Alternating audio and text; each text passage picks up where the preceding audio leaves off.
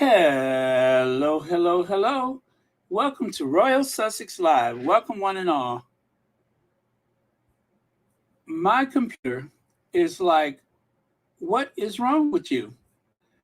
I have been putting this thing through the paces. Let me see. It is kind of hot. Let me close a couple of screens. I before we don't have a Royal Sussex, but not to worry. I got my spare PC standing by.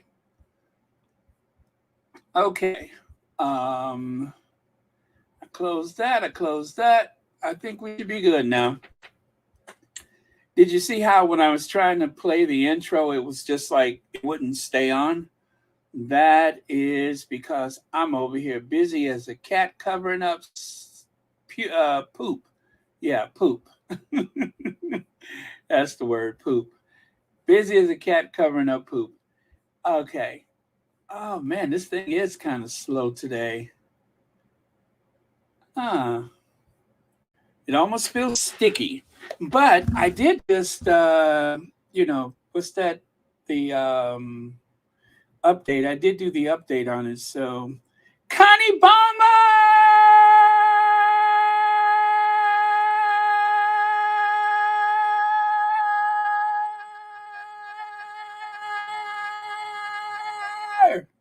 Hey, Connie Bomber. I had to do a long one because I owe you a couple. Uh, y'all, Connie Bomber is here. But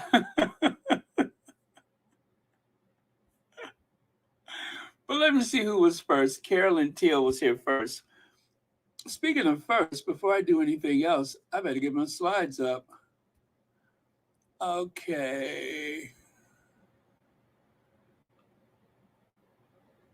Okay, and then let me see. Joya Moore was here, is here. Judy Mustard is here. Lydia Washington. I tell you, I have been in such a good mood thanks to the Duke and Duchess of Sussex.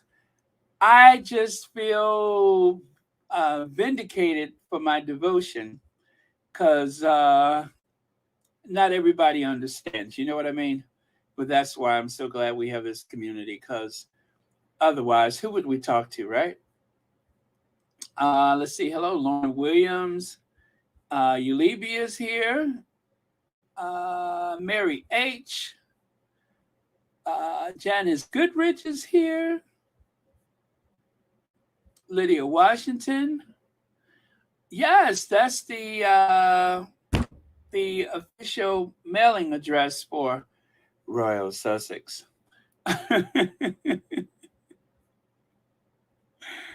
Thank you so much for that. And let's see. Yeah, if Rohini comes in here later, remind me to share that with her because she needs it. Okay. Perlina answers here. And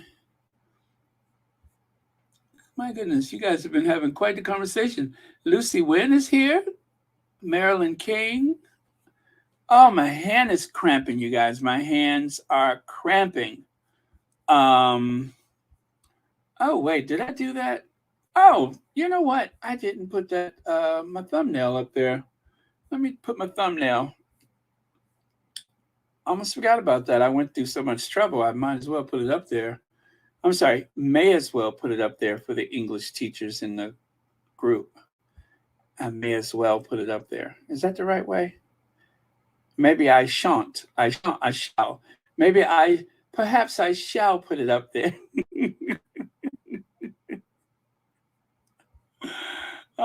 Did I tell you guys I had an English teacher try to put a hit out on me?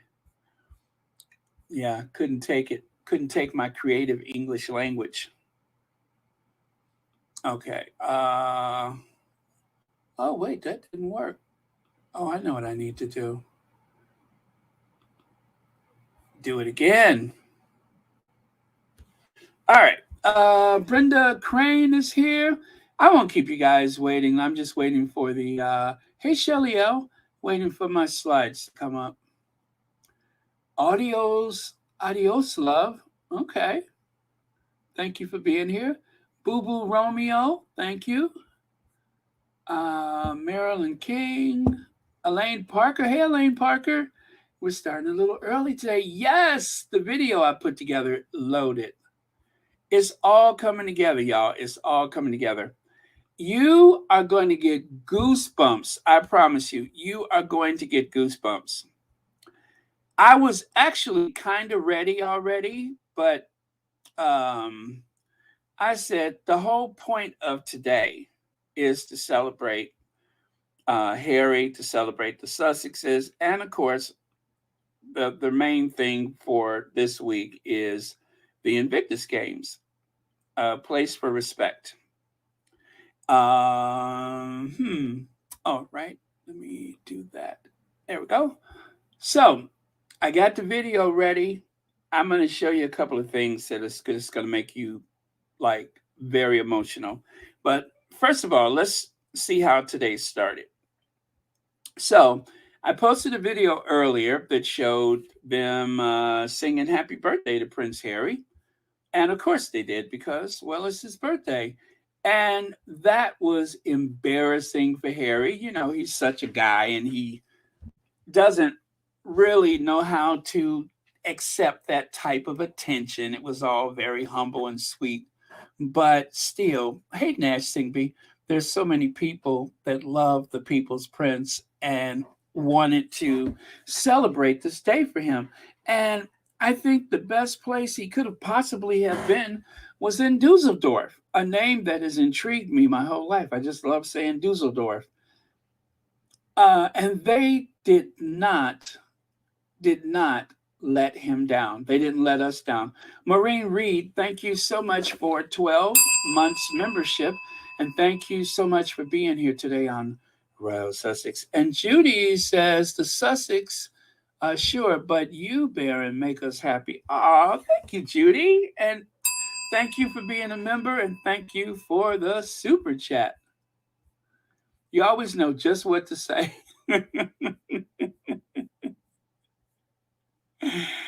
Verta Sanchez, thanks for being here. Cash Sterling, happy birthday, beloved Prince Harry. Thank you so much, Cass.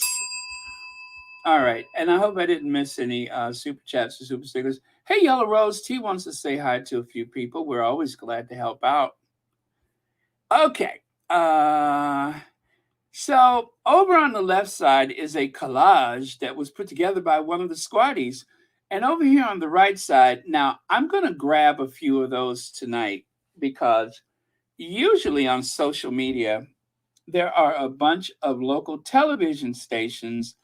And as a matter of fact, you'll be amazed at the random birthday greetings that Harry gets, honestly. I can recall, like, whatever that big NBC station is in Florida, they wished him happy birthday in the past.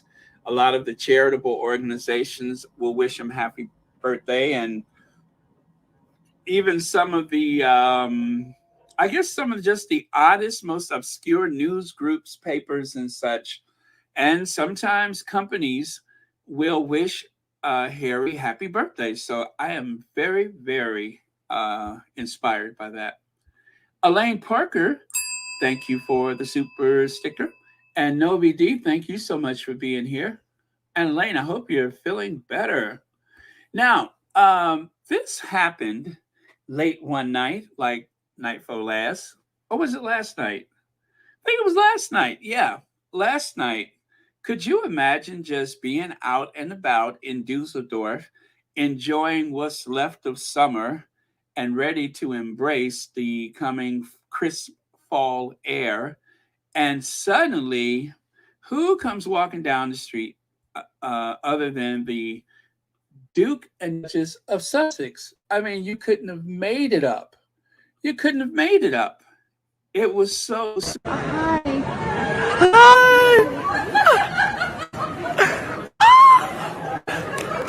And Yeah. hi. Hi. And Yeah. hi. Hi. And no, that is not Anita of my Duke and I, although I'm just like, I thought she had to work. How is she over in Dusseldorf? But no, it kind of sounds like Anita, but no, it is not. That is another person who just happens to love the Duke and Duchess of Sussex. And as you can see, there were a few other people. I mean, just they're all over the media in Germany, especially in Dusseldorf. So how could you miss them? How could you miss them? Handsome guy, rugged good looks, beautiful woman, rather petite and delicate. How do you miss them? You just don't. And then, of course, enters the tabloid media. Sussex has knocked back the beers with Minister Johnny Mercer as they get a rock star welcome at the Invictus Games on Harry's 39th birthday, while beaming Meghan is seen in her third outfit of the day that she paid for with her own money, and it's nobody's business where the clothes come from or how much she paid for it or how many times she changes her clothes. The point, oh, that's not on there, is it? I guess I was ad-libbing. The point is her flipping clothes. That's nobody's business but her own. So, how do they say it? Get stuffed. I'm showing my age, right? Who says that anymore? Get stuffed. Let me see. Oh, okay. So I see Lydia put the fundraiser up there. I'm going to pin that to the top of the chat. Let me see here. Pin message. There we go. It's at the top of the chat for the Centabale. Now, I thought it was over with for Harry's birthday, but Lydia, if you don't mind reminding me again, when do they close it out? Is it the end of the month? So if you guys were waiting for like a payday or something like that, and you want to make sure that you put something on the charity, I think you have more time. It doesn't end today. I think we have until the end of the month, but correct me if I'm wrong because I don't recall, but I know it's not today. So, but the link is up there. So even if you can't put anything on it, share it. So, as you know, I have this idea, and I'm not the only person who says this, but there's something about the quality of the Sussexes' relationship, something about their very tactile nature that reminds you of a romantic comedy, also known as the rom-com. Amen? So, in the spirit of that, I took a look at a few of those photos of the Sussexes throwing back a beer for Harry's birthday, and let me just insert the dialogue for you, shall I? They're cheering, they're enjoying the game. Dave,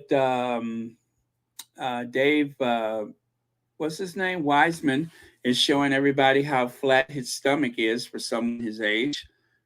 I'm jealous. Harry is like, all of them. It must be a really good game. It must be a powerful, good game. Everybody is like on their feet, cheering, shouting, screaming. What was it? Poland versus who was the other country? Colombia? No, not Poland versus Colombia. Poland was yesterday, right?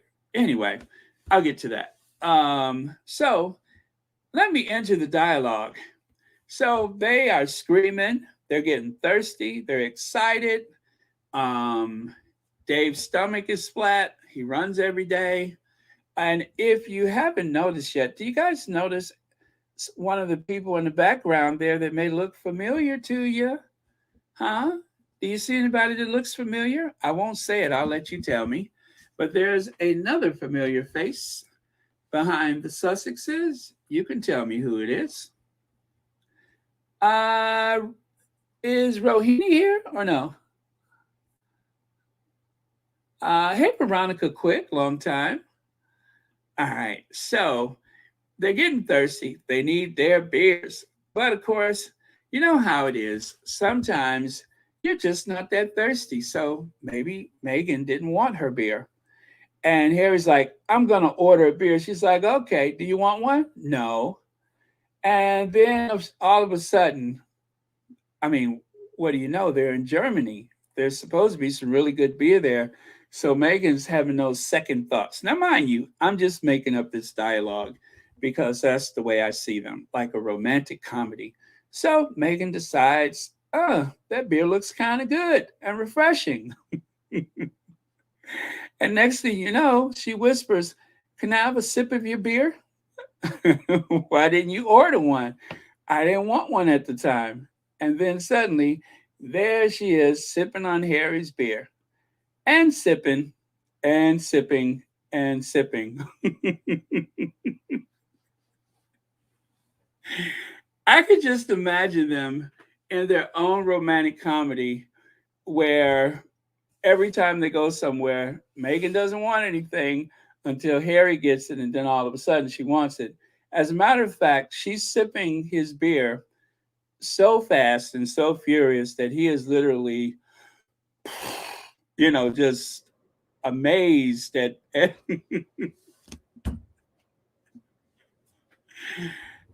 I don't know what order these photos are in real life, but I'm telling you, it just seems like she turned down a beer when she had a chance, and now she's drinking his beer. And then she whispers, this beer is kind of good. Do you want some? Nope, you finish it. And then finally, she tells him, you know what? That was really, really a good beer. So I'm sure that that's not exactly what happened. But if you take a look here, where is it? Um, this guy down in the bottom left corner, you can see he's just like, mate, you shouldn't have gave her the beer. It's like the two guys are trying to tell Harry, you should have just ordered her own beer.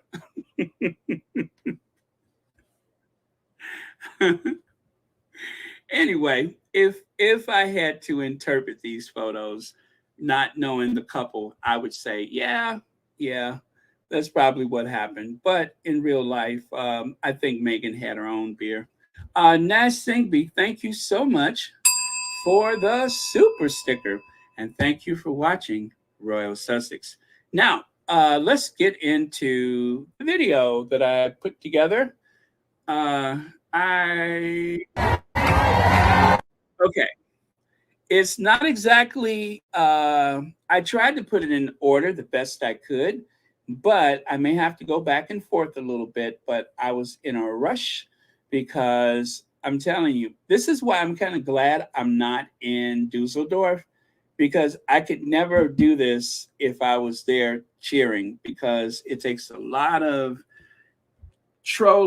not trolling, but, digging through the, interweb to find stuff. So I'm going to load all of these later, probably in some shorts. And then at the end of the Invictus, I'll do a longer video. So I want you to see that entrance that the Sussexes make. Oh, by the way, did you guys figure out who the guy is? Because there he is right there. Oh, what's that? Marine Reed says, it tastes better when it's your husband's beer. Right? Everything tastes better when somebody else orders it. I don't know why that is, that everything seems so much more satisfying when someone else orders it. I mean, I think that beer was so good. Next thing you know, Meghan may start a social media page called The Brew, like the TIG was based on wine. Don't be surprised if don't be surprised if Meghan goes on the Instagram and starts a new Instagram called The Brew or the Suds or something like that. I could see that. She'll have that epiphany over Harry's beer. Yes, Misan Harriman. If you guys, and I see you kind of said it. You almost got it. Well, I know what you meant. But yeah, I know y'all probably said it before and I wasn't paying attention. But yeah, that's Misan Harriman, the famed photographer who only picked up a camera a few years ago So if you all have desires to do something that you've never done before, it's never too late. All right, so let's roll the entrance. Here goes.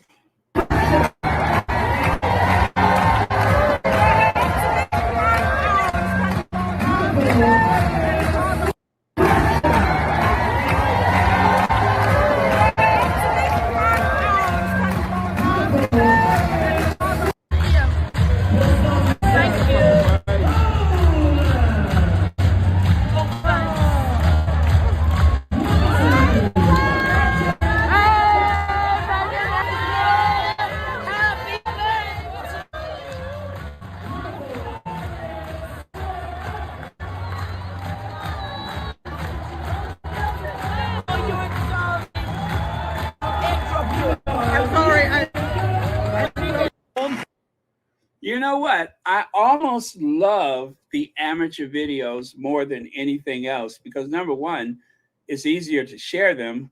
And number two, you really get a perspective that otherwise would be just about impossible.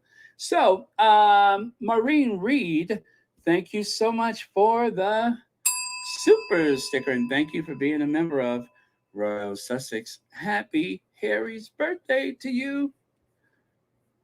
Okay, so that was the big why can I say that? Entrance today, from two different perspectives. Very exciting. I mean, the crowd was just in an uproar when they walked in, just like it's been all week. So that was really cool. And then, of course, there was this moment. Wait a second. We are here in Germany. There is also a German version. So give us a second, please. He probably thought he got away with it, hadn't he?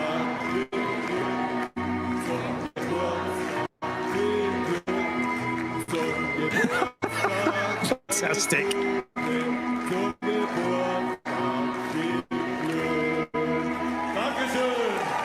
Dankeschön. Dankeschön. So happy birthday in English and in German. The announcer is just going to ask you all to say a few words.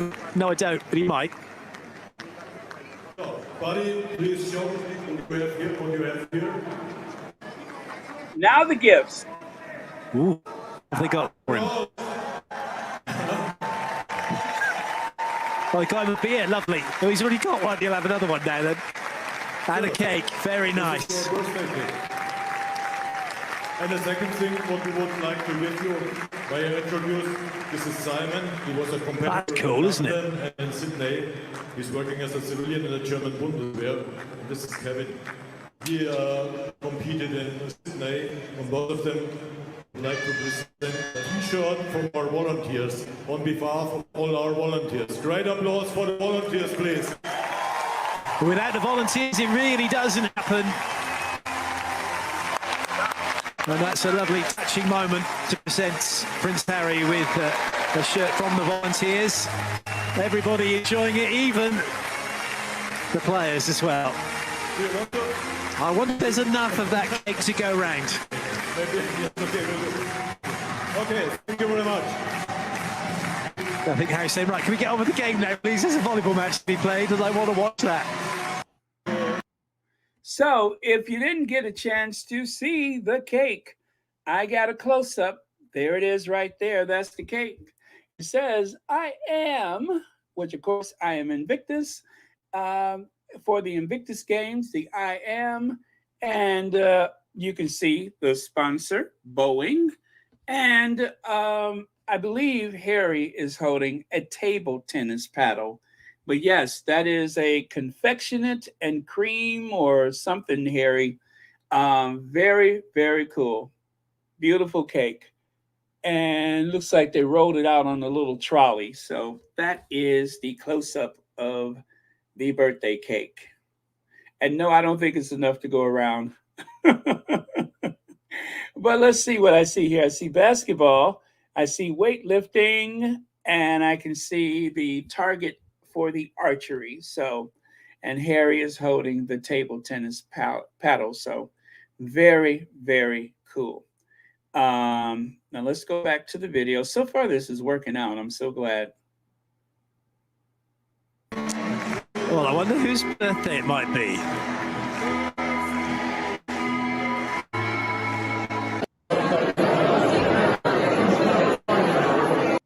Okay, I'm going to save that for later. Okay, so just pretend like you didn't see that. I'll save that for later. Let me see. Oh, Nash wants to say hello to a few people. Shelly wants to say hello to a few people. All right, moving on. So check out this guy right here. This very, very loyal and devoted friend of Harry. You know what they say? A friend in need is a friend indeed. And when they met, Harry was definitely in need of a friend. And so close and personal friendship they have that he's actually been out to the house in Montecito. And as you guys know, in Montecito, there are no leaks, but sometimes they get papped.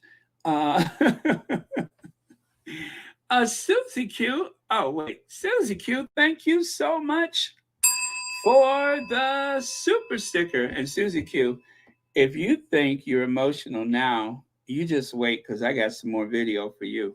I got some more video. You ain't going to be able to handle it.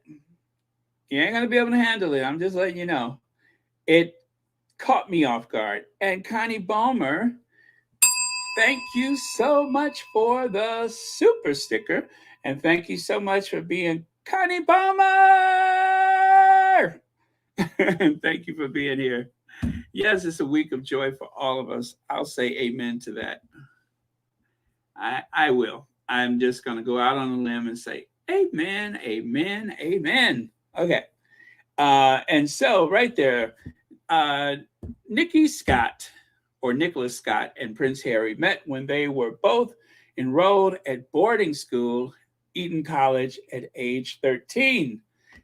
He was featured on their documentary, Harry and Meghan, their docuseries. He was featured there. So he goes all the way back. I mean, they go back like cornrows. If they ever had cornrows, he'd go back that far. So very good friend of the family. And looks kind of buff too. But yes, very good friend of the family. And this, of course, is a still image of him from the Harry and Meghan docuseries. So you can recall Harry talking about his experience in the boarding school that he was in. And that was a tough time for him. But just look at where he is today. All of that is behind him.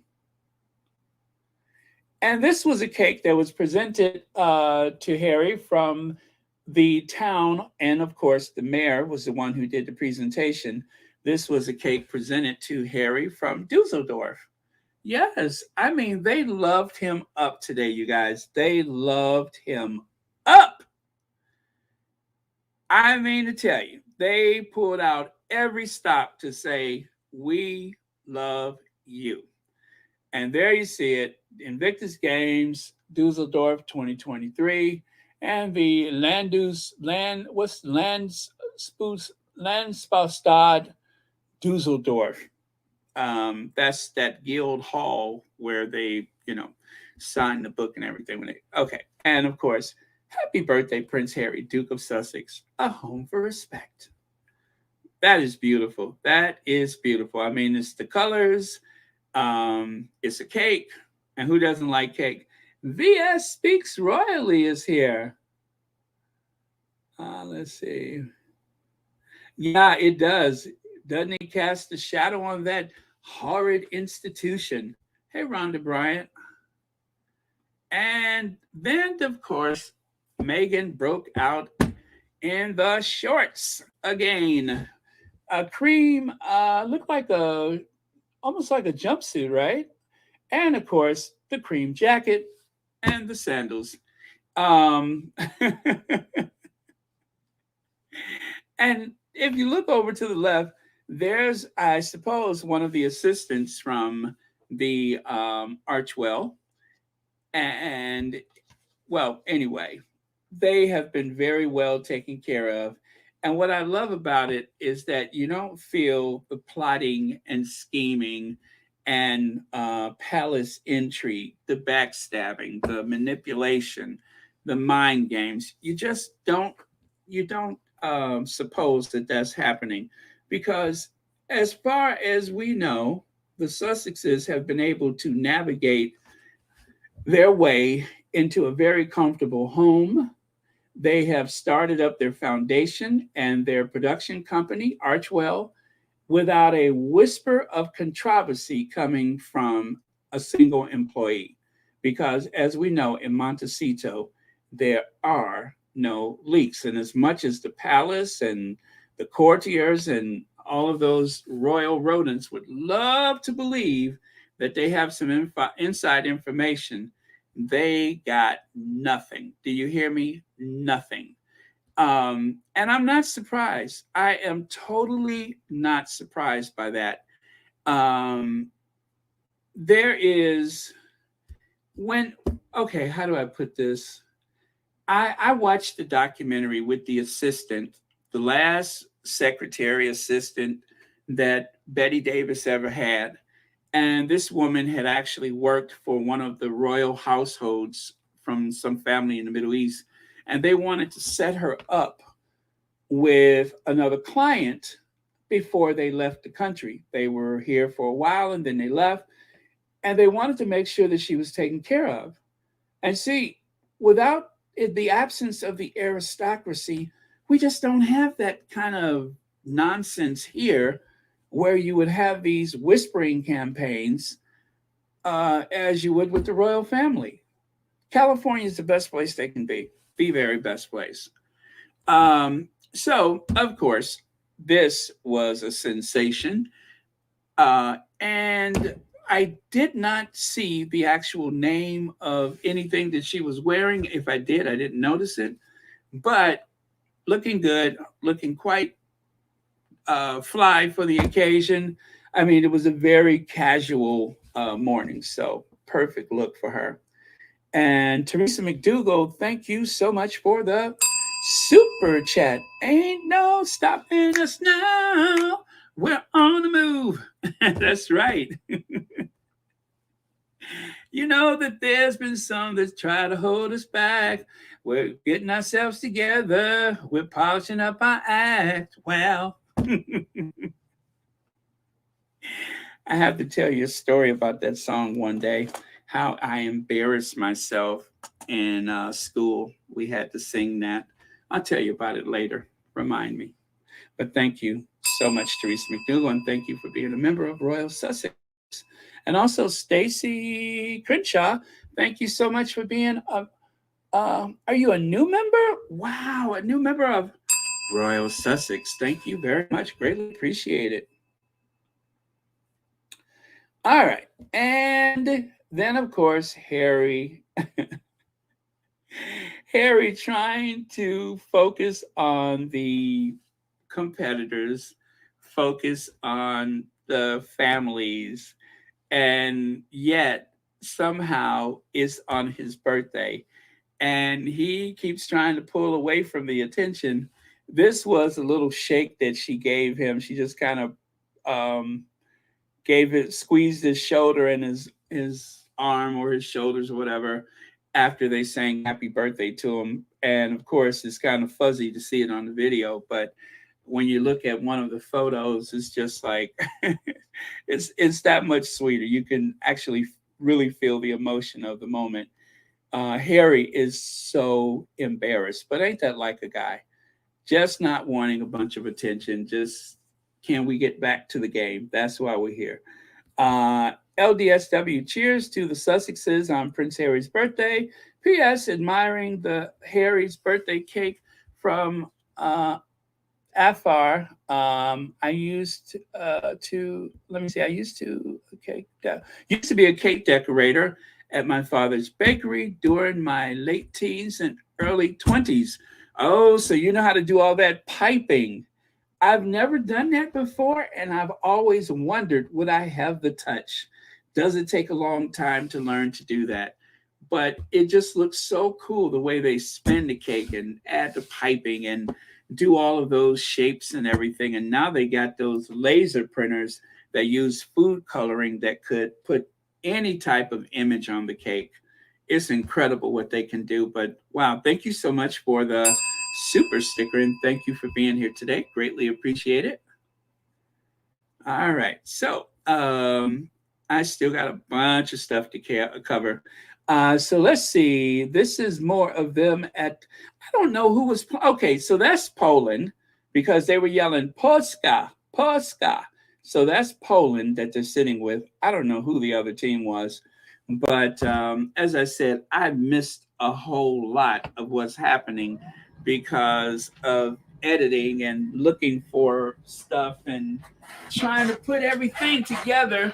I am going to miss Invictus, but you guys, I'm going to tell you, I'm not sleeping. I've been working the past couple of days, and I wouldn't have it any other way because it's too exciting. I wouldn't want to miss a thing, and I don't want you all to miss anything.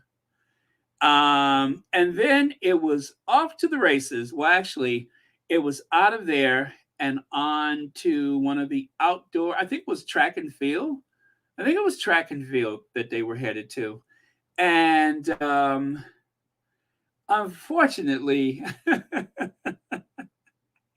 there's one particular moment that I do not have, but I get so much other stuff, it won't matter so much. But the part where Harry lifts up this child and passed the baby on to the father who had just completed a race, that was really cool.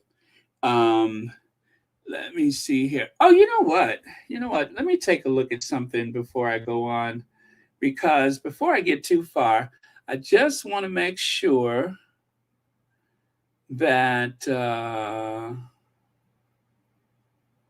okay, so that's that reception. Okay, we'll have this up next.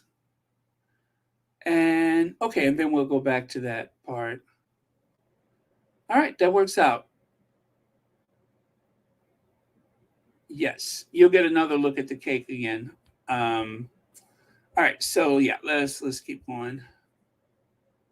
So okay, so they and oh, by the way, Meghan had to present. Actually, she walked in formation with the police or the military, and so did Harry. But look at Harry's strut. Look at that strut. Y'all know that's light-skinned Harry. Y'all know that's light-skinned Harry. Now that little slight bow leg walk that he got going on, that he got it going on. And he always does that when he is really feeling confident and when he's feeling a lot of joy. He always does that. So that's a good sign for him. And eventually they did part ways for a bit. Meghan actually, let's see here. Oh, there she is walking in formation.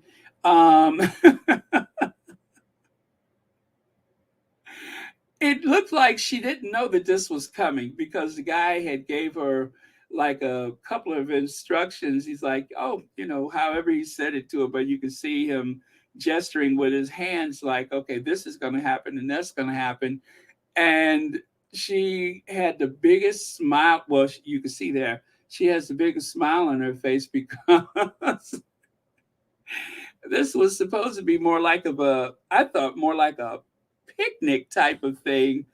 But instead, there's some guys in dress uniform. And I don't think she knew that they were going to have her walk in formation with the athletes behind her. But very cool. And like a good sailor, she just jumped right into it. But, that's what happens when you're a royal princess. You roll with it. But But yeah, the look she had on her face was classic. Um, excuse me. And then right here, you can see where Meghan talked to some of the young people, did a couple of selfies. And then there's Harry walking in formation. And again, the service members on one side and Harry and the athletes on the other side. So I was kind of surprised by that. I wasn't expecting to see that, but it was really cool that they just kind of went along with it as it came. So very, very professional. And our canine friends, there are emotional support animals around. And well, there's place like I believe, oh gosh, what's her name? Peace. You may recall Peace was sitting on one of those benches where you can talk to someone. I forgot what they call it, but yeah, they had that bench where you can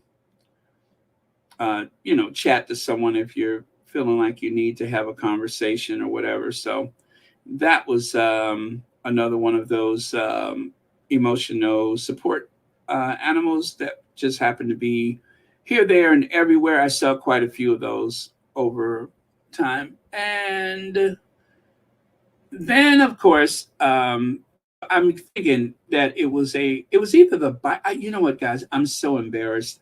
I don't know whether it was a bike race or if they were running. But whatever it was it was sweet. And I believe that's Romania. Yeah, I think those colors are Romania. And I love this moment right here. This guy is from France. And I have to tell you, the French squatties have been amazing throughout everything. But I believe this is one of the competitors. And it looks like our Duchess took a little time to have a one-on-one with him, which was very, very sweet. And then you can see here, I believe that is the same guy.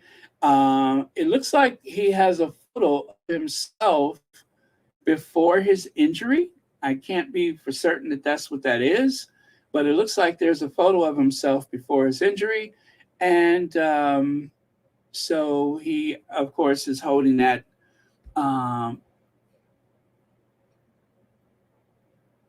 Oh, is that what happened?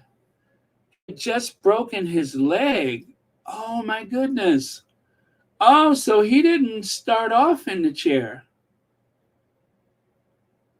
Oh, my goodness. Okay. So I know that Meghan went to comfort someone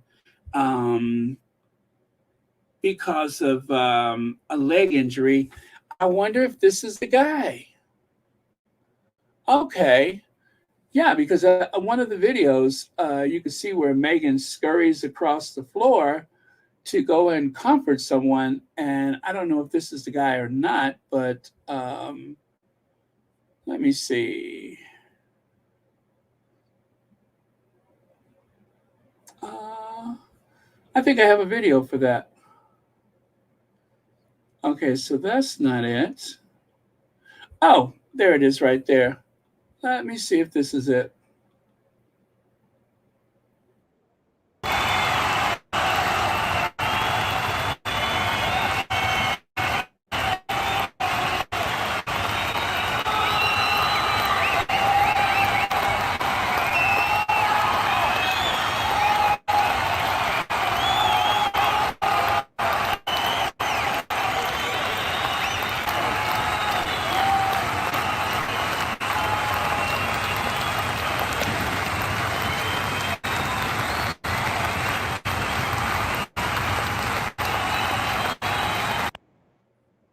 And I'm just like, wow, that was, I'm not surprised that she would go, but I was just like, well, did they ask for her or, how did that come about? But whatever it was, I thought it was really sweet. that it was just like Meghan to the rescue. And she just like, she legs it, as they say, and just goes running over there. Um, let's see, one more time.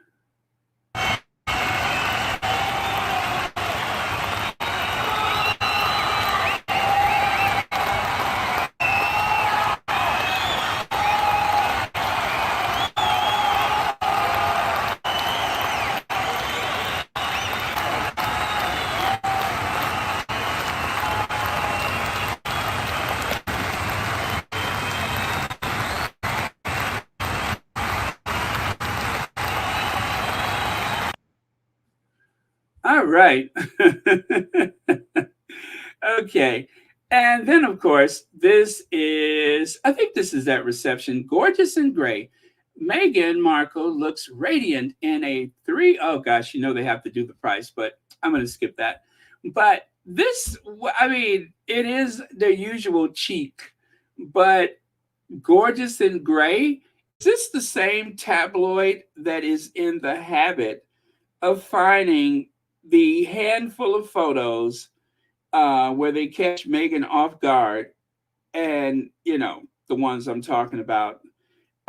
Is this that same paper that is capable of that has decided to say Meghan gorgeous in gray? Yeah, confusing enough. That is the very same paper. Oh, you know what, guys? I found it. Let me see.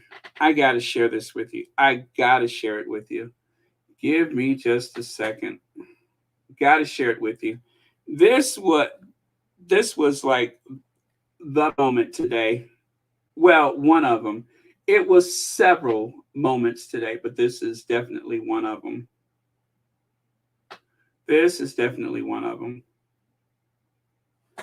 Okay, I'm going to continue here. So this is the reception. This is what I said. Don't look at that.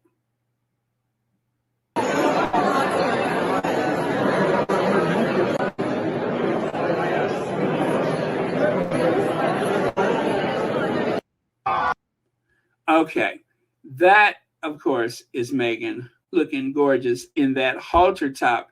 It takes you right back to the wedding reception when she had the white halter top on. So good look for her. Her shoulders, her arms are toned. Beautiful look for Meghan. Always a winning look for her. So I believe that's, as they said, it was gray. All right. All right. Got it. I am going to share this with you. It was Prince Harry to the rescue, as per usual. I don't sleep when something like this happens. And I'm not saying that for you to feel sympathy for me. I don't really care. I would be up anyway. I don't sleep. I don't want to miss anything. And with the hours being what they are, it is tough, but definitely worth it. I remember like when they were still in that dreadful institution, and when they had like some official thing to do, I would just wait for the photos. I could not wait for the photos. And yeah, I was glad for that, but I'm glad for their new life. I wouldn't want them to be trapped in that institution just so that I can have some beautiful photos to look at. Would not want that for them. Things are so much better the way it is now, away from Narnia. But yeah. Okay. Okay, stall. It is done.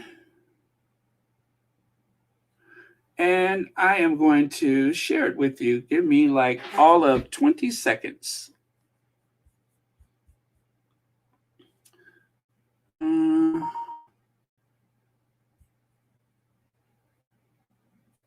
Oh, there it is. Whoop, there it is. So Harry did his best Superman today.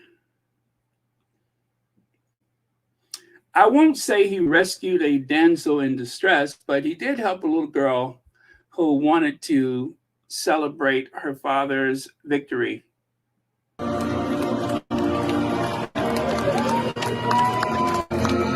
How sweet is that? Did you ever see that? One more time. One more time.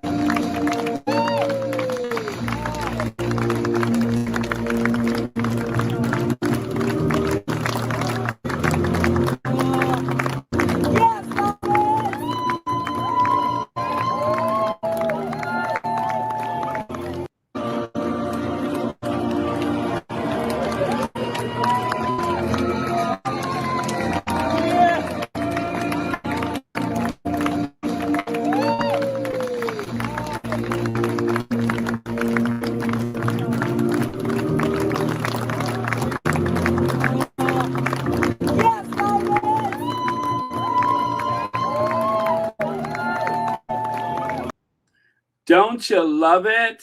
Don't you love it? Harry just hoisted that little child up like I could help. I love that. I almost forgot. Well, I did forget it. I had to actually get it just now. But okay, so that is the Canadian table right there. So I don't know if this was like anything to do with the Invictus games coming up. Oh, by the way, speaking of coming up, someone sent me a Venmo earlier. I did get it. Thank you so much. I did see that. Either it was yesterday or today. But yes, I did get a Venmo. So thank you. That was 20 hours ago. LC, thank you so much for the Venmo. Yes, that was 20 hours ago. Greatly appreciate it. And then take a look there. How beautiful. How beautiful. Regal, resplendent, ethereal, and a few other big words. I have no idea what they mean, but she looks gorgeous. Absolutely gorgeous. What a handsome couple. What a beautiful couple. So sweet. I mean, they're like salt and pepper, peanut butter and jelly, cookies and cream, Ashford and Simpson, you name it. They go together. Give me another one. Let me see. Hamburger and cheese. I don't know. But yeah, they just, I'm inspired. Love this photo. Love this photo. And our girl is mac and cheese. Thank you so much. Mac and cheese. Or chicken and waffles. And then there was an outfit change. But before we get to that outfit change, okay, Susie Q, brace yourself. Brace yourself, Susie Q. Last warning, brace yourself, because here it comes.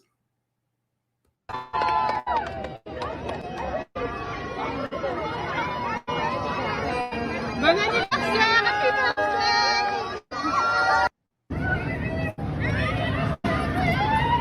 I love you, Meghan!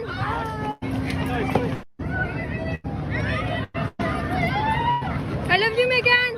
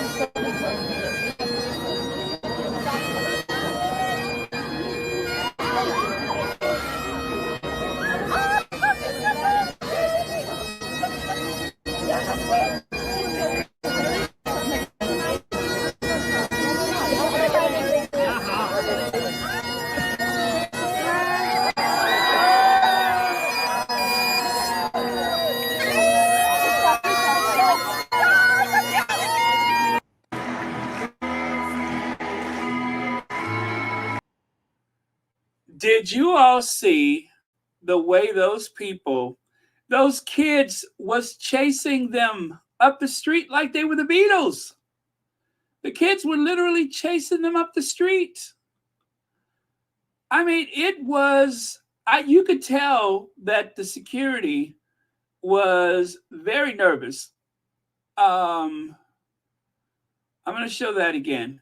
I'm going to show it again. I was just like, wow. Wow. Bon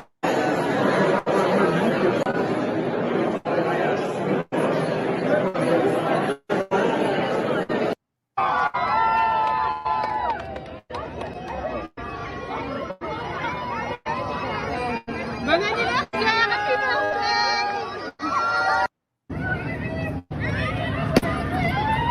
I love you, Meghan.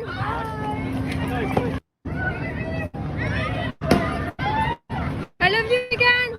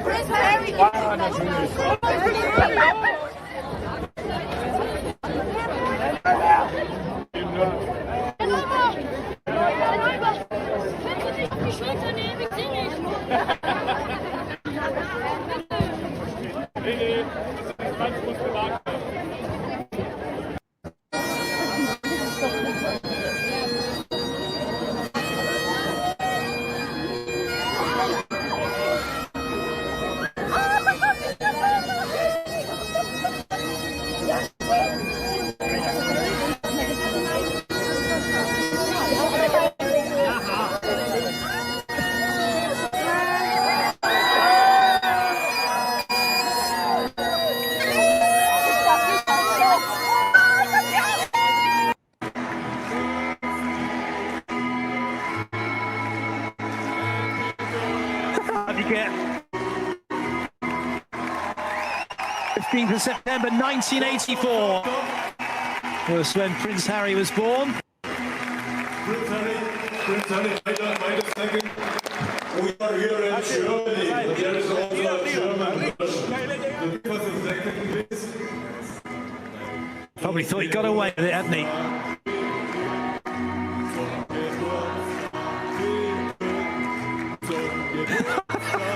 Fantastic.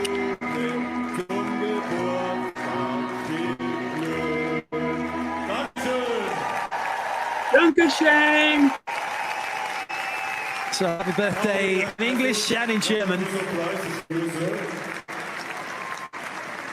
The announcer was just going to ask you all to say a few words. He's like, no, I don't, but he might. So, buddy, please show what you have here. Ooh, what have they got for him? Oh, they got him a beer, lovely. Oh, he's already got one. He'll have another one now then. And a cake, very nice. Okay, so as you can see, I have this one a second time, but I was in such a rush trying to get everything out. Power couple wearing the security team out. Yes, B. Martin. When I saw those kids running after them, is the type of love and excitement that they deserve. And in spite of everything that was, used against them, it's just so beautiful to see that there are people in this world and I would say the majority of the people in this world that know better, that have not been poisoned by the toxic tabloid press. And it's a beautiful thing. It's a beautiful thing. And this is, and this is their exit. This was the exit.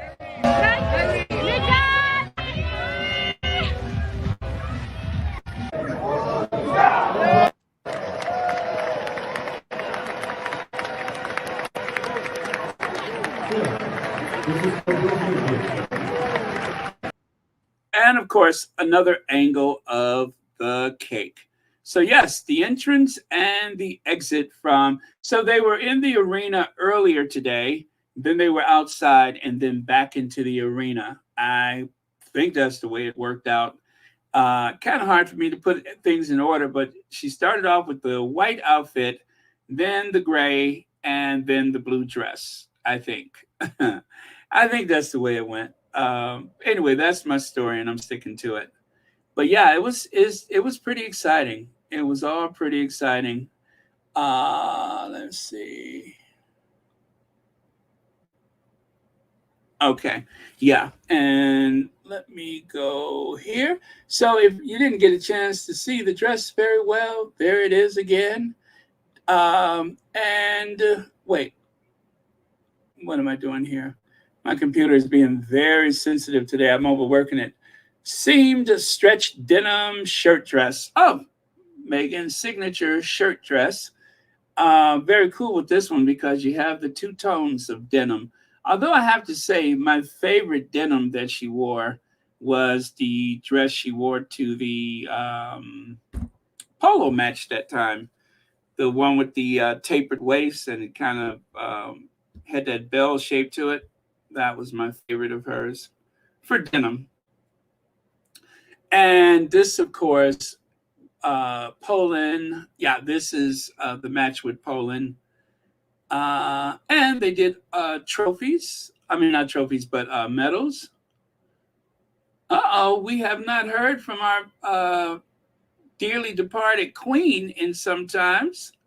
Let me get her intro, although I have to tell you, my computer is being kind of iffy today.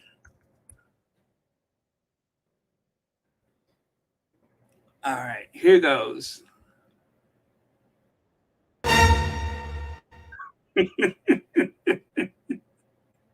You know, that is the thumbnail photo that they used every time they tried to say that the queen was angry about something. They always used that photo for the thumbnail. I wish I knew what the actual context was, but here goes. So, a message from Her Majesty the Queen. I, Queen Elizabeth II, oh, it's been a while, ruler of the United Kingdom and old used tea bags, not you, Camilla. Do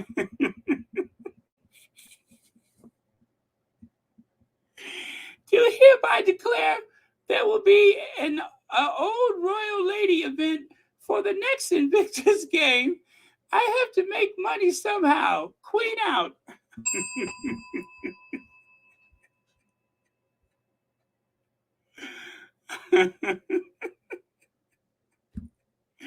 Well, thank you, Sean, and thank you, Your Majesty. It's been long overdue. Although I have to say, one of my favorite was an owner. What was that? And the owner of heels with the owner of shoes with blocky heels or something like that. Black heels. That was one of my favorites. With shoes with black heels or something like that. The Queen said that time. Well, thank you so much, Sean, and thank you for being here. Oh man, and thank you, Your Majesty. So, okay, there goes the honors. Now, back to Narnia, over to Salt Island. I don't know if it's just me or maybe I need to clean my glasses, but do you think that the love and the outpour of affection that the Sussexes have received is aging the rest of the family? I mean, it seems like they are aging right before our eyes. I don't know what I'm looking at right now. I think that's Kate and William. I think so. But it just seems as though I don't know, maybe and I don't know if it's the lighting or what. But did somebody get upset and throw a plate of wait?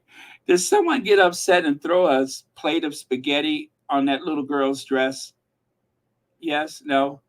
It looks like somebody just turned up a plate of spaghetti because they wore their white suit. They wore a very similar necklace. They went and got some new hair extensions, and nobody noticed. And so maybe some little girl was eating her spaghetti, and all of a sudden, some mean girl just flipped the plate into her lap and kept walking.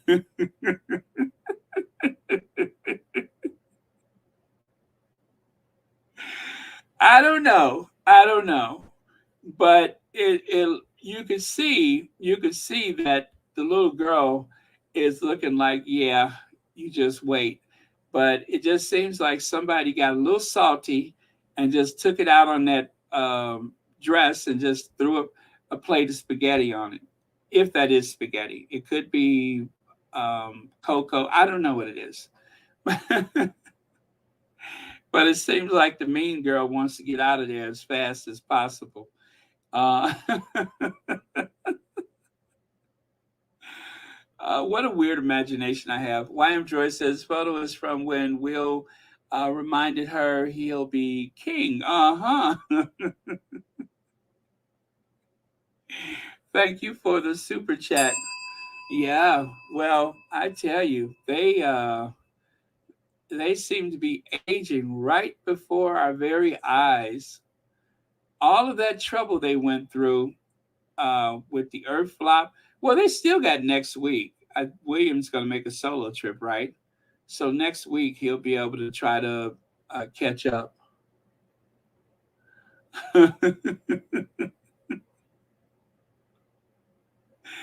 And of course, not to leave her out, it's important that you go out and groom and bring carrots and such to the queen consort so that she don't feel neglected. So it's very sweet that Sophie volunteered to go and spend some time with the consort.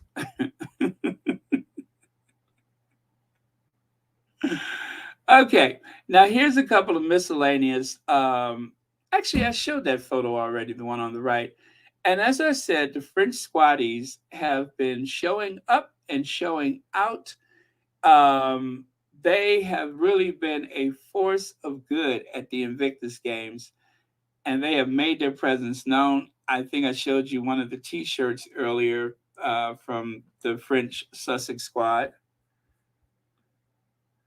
And guys, number one, she looks good for 94. She looks really good for 94. Joya Moore, thank you so much for the super sticker, and thank you for watching Royal Sussex. Anyway, I used to watch that show back in the 80s called Keeping Up Appearances, but it looks like they should have changed the name of the show. If they do a reboot, they should call it Giving Up on Appearance or Appearances, because like I said, she looks good for 94, and I did watch the show when it was on back in the 80s and the 90s or whatever. I think I watched it in syndication in the 90s when it came on U.S. television on PBS. But yeah, anyway, I didn't know that the star of Keeping Up Appearances was anti-Sussex. I mean, I remember when she was in To Sir With Love, and yet there she was on one of those Royal Rodent channels saying some very disparaging things about the Sussexes. So I am actually very disappointed because I used to like that show. But yeah, so Patricia Rutledge, you have some explaining to do. I am very, very disappointed. I didn't know she was a journalist. I didn't know she was a journalist. I thought she just limited herself to acting and singing and doing the occasional stage performance. But let's see here. The little girl told Mumbles, you don't know crap about early years. Plus, where is Meghan? Mumbles through spaghetti.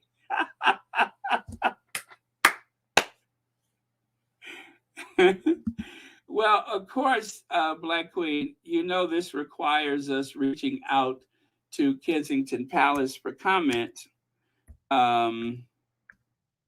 just, to be thorough, we have to reach out to Kensington Palace. Honestly, it'd be. I would love to have met her, and she's obviously she's an inspirational woman to look up to. Obviously, on to this day, and going forward and things. It is.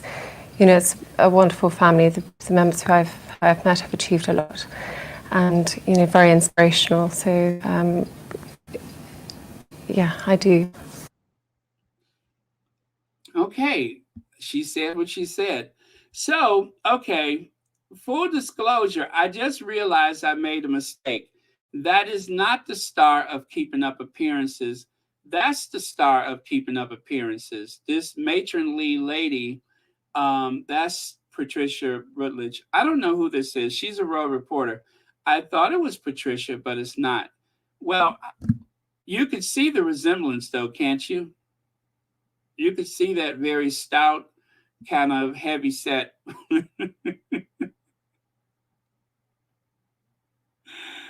You could see the resemblance. I just thought for certain that person that was on the tabloid media talking all that nasty stuff about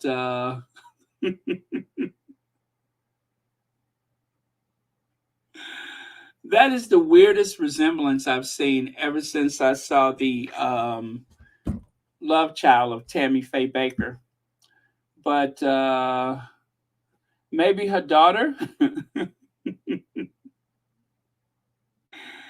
No, I'm just being shady. I think that's Rebecca English. That's that one of those people. But when I looked at her, I thought it was Patricia Rutledge. I did. Looks just like her. Yeah, you could absolutely the hater. So me being the shady person I am, I had no choice but to misrepresent. Anyway, and with that, you guys, I am done. What a fantastic day. No, she's still alive. She's 94, but she's still alive. Oh, no, she's still alive.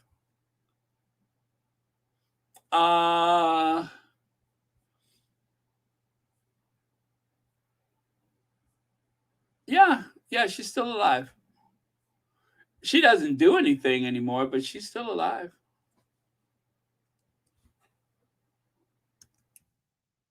Let me see here. Yes, she's 94 years old, born February 29th. Still alive. She was friends with the Queen Mother. So, all right, you guys, thank you so much. Oh, thank you, Sherry Ware, for the donation list. I will grab that.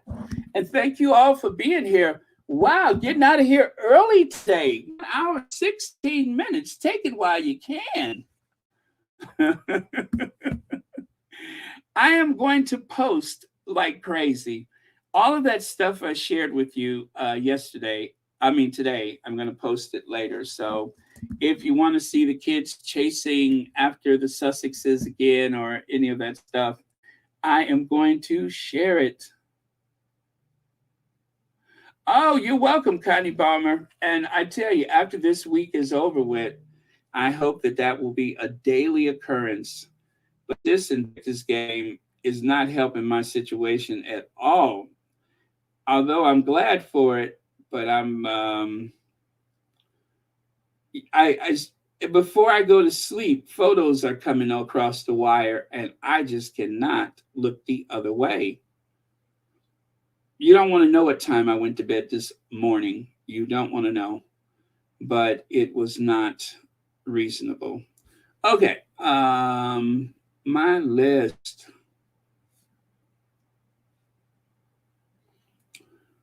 All right. Thank you very much, Judy, Maureen, Elaine, Cass,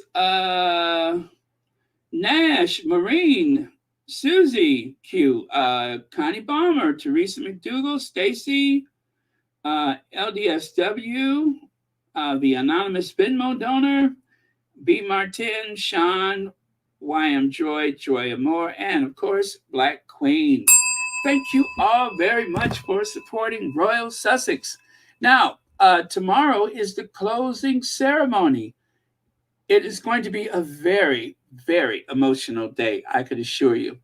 And let us thank God that the Sussexes got through this day in one piece. I am so glad, even though I have been the main person saying there's nothing to worry about, there's nothing to worry about. I have to admit that I was, I have been praying about it, and I'm so glad. I knew they would be safe, so don't get me wrong. I knew they would be safe. I knew that everything was going to go very well, but still, you worry, you wait, you wonder, and you're relieved, right? So I'm relieved. Tomorrow's the 16th. So yeah, by this time tomorrow, it will be over. And you know what? I don't know if there's a video of someone walking through the grounds, not the grounds, but the streets. They're walking through the streets of Dusseldorf. There was such a huge amount of people that showed up that there were cars like parked any way they could. Any way they could. I think there's like some kind of grassy medium or something like that. And the cars were all lined up on it. And you have to like do some walking. If you drive, it's probably better to take the train, but you have to really do some walking to get to the stadium. Huge event. It exceeded everyone's expectations, that's for sure. And I'm happy. I'm very happy. And I am happy for Henry, Albert, Charles, David,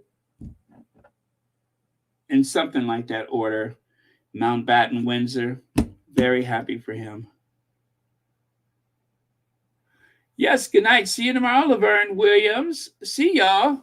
Okay, I'm going to take full advantage of getting done early because I got some more work to do for tomorrow already. I'm going to post those shorts, though. I will.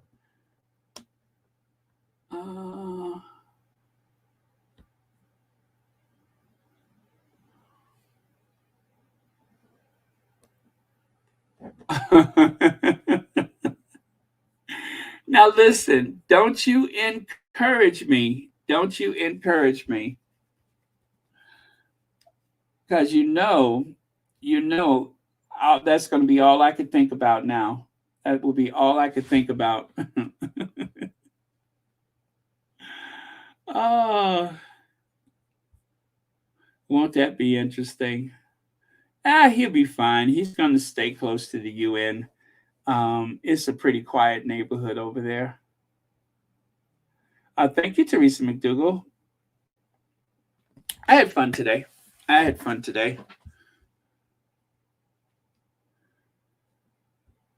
Yeah, you guys, I know that there are some people that are doing a mute challenge or whatever until the very end of Invictus, where you don't talk about the other people. I didn't sign up for that one. I had to have some shade at least once a day, a couple times a day. Speaking of shade, oh my goodness, the comment section. I went through the comments and I have been blocking people left and right. One thing about those shorts are like a lightning rod. It just draws in all the heat. Everybody with an axe to grind. And I would be a liar if I said I didn't think that people would react to those videos about the royal titles. And can y'all hear me? Let me tell you. Y'all know I only made that to get on their nerves, right? because it's just like it's like what is it? It's like putting a saucer of milk in front of a kitten. It's like putting a big juicy steak, uncooked steak, in front of a hound dog. It's too tempting. They cannot just pass it by. When they see something about royal titles, they lose it. They lose it. And yeah, troll bait, exactly. And they have been saying the worst things. And I actually responded, instead of blocking the person, I said, what is it about their happiness that triggers you? What is it? What is it about them that triggers you? Why are you so angry? And then I blocked them. That way it'll be stuck on their thing and they won't be able, they'll reply, but we'll never know it. We'll never know it. But yeah, what is it about their happiness that triggers you? So that's why I kind of did it on purpose. Plus, it's the truth. It is the truth. The Sussexes are not defined by those titles. Those titles, that is something that they pretty much left in the past. They ain't thinking about all that stuff. They got work to do. I would guarantee you that Harry's military service meant more than those titles, because that's something he earned. Those titles were something that were bestowed upon him. They were conferred by the late Queen. He don't care nothing about that stuff. So there you go.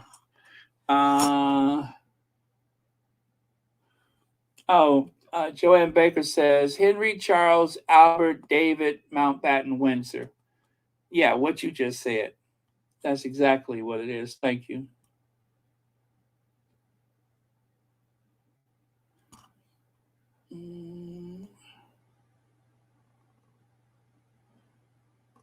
Yeah. Well, like I say, I knew that they were going to lose their minds about it. So that's why I did it. It was just to, because, the thing is, they do it to us. They do it to us. They come over here and they mess with us. I don't have to go and post it on their site. I just put it on mine and they come after me. Why are they even looking at Royal Sussex? Why are they looking at it?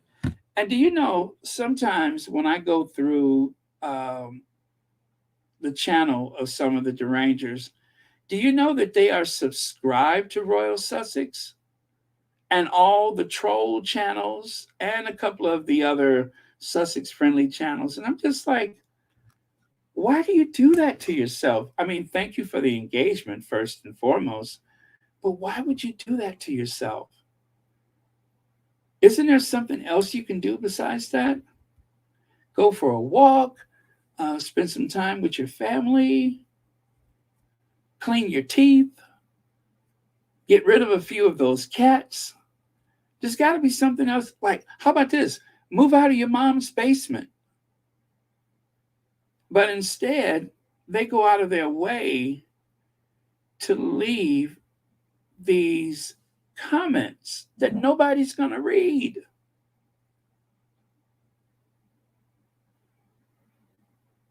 Yeah, well, 1960, when I first started the channel, I don't remember who it was, but they said, if you want your channel to grow, you got to block those trolls. And I didn't really get the concept because I didn't really know anything about, doing YouTube. But I did, and I haven't looked back since. And it does make a difference, because when you want to share your thoughts, when you want to celebrate a moment, the last thing you want is for someone to say, oh, those aren't her kids. Yeah, if those were her kids, what kids are they talking about?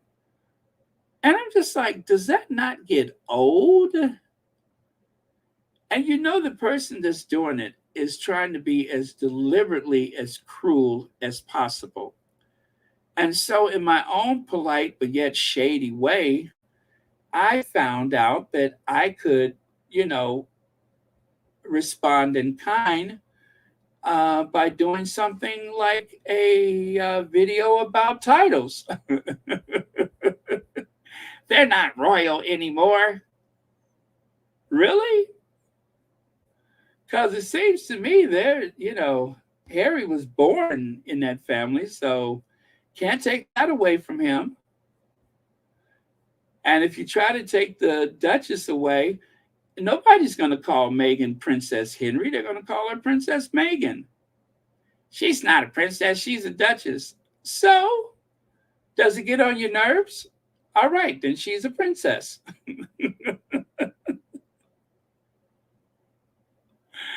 As long as I'm sure that it's getting on your nerves, she's a princess. If I thought it wasn't getting on your nerves, if whatever else that I could say, but as long as I know that that rubs you the wrong way, she's a princess. Period. Period. So there you go.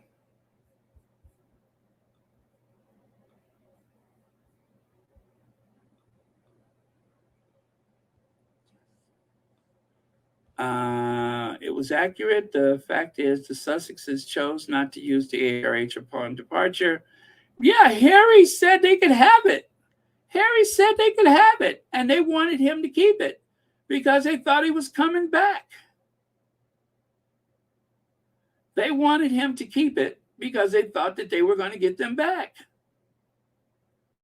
And just like Harry said, they had determined to run Meghan away, but they were surprised that I joined her. They just didn't think that was possible.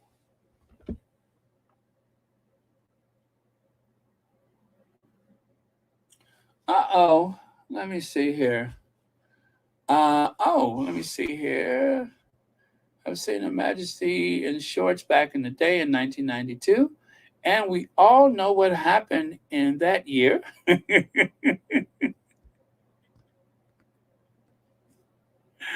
Okay, let me get into character. 1992, a year that I shan't look back upon with undiluted pleasure. It was a horrible anus. I shan't remember with undiluted pleasure. Philip is the horse and buggy ready, not you, Camilla.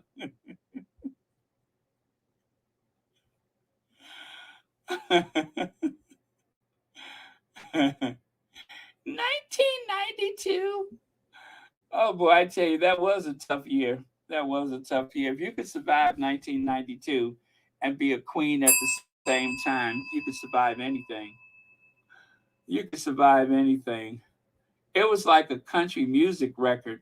Divorces, lost the castle or farm. It was like a country music song.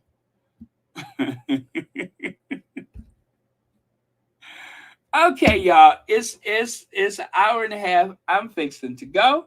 Thank you all once again, and thank you, moderators, for keeping this a safe space. And yes, it's going to be epic. So I'm going to load those shorts. Expect your phones to be, or your devices to be flooded later. I think I uploaded like 8 shorts last night. I think I did 8 of them last night. So, and it's so easy because I can just like lay back on my phone and load stuff.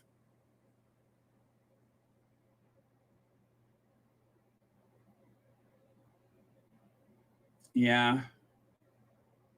Yeah, and I got some more videos that I want to share. Do you guys like the videos, behind the scene videos and stuff?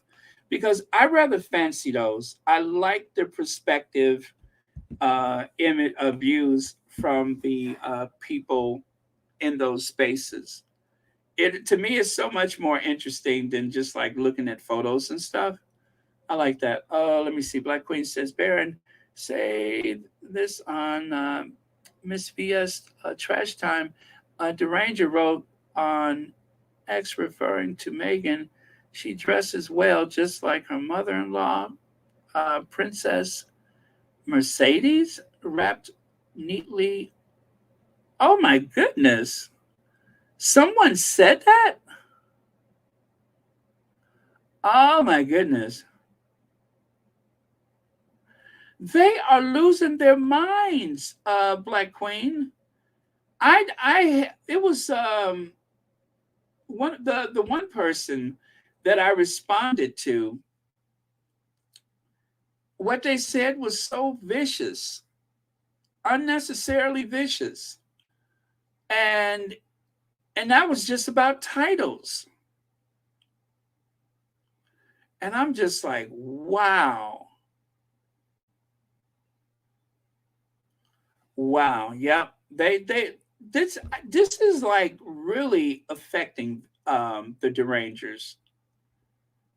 This is really affecting them. I mean, it's like was it what's her name? The writer, not Alice Walker, Toni Morrison. She said that racism is a mental health issue. She said it's a mental health issue. That's what she said. I believe she said that racism was a mental health issue because they say the nastiest things. And what gets me is that these are our neighbors. These are librarians. This is the waitress down at the diner that's been there for 40 years and looked like she should have retired. These are quote unquote sweet old ladies, and some of them not so old. But I look at their profile pictures on the social media, and then sometimes if they have their names, I go and look at their Facebook. I don't say anything. I just look at their Facebook. And you see them with their cats. You see them with their families, their grandkids and stuff. And I'm just like, the monster that you are is probably not the monster that they know. But it is alarming. So I could understand why the security was on edge today. I could understand why they would be on edge, especially in a crowded situation. And I'm glad that they are extra vigilant. I'm really glad. I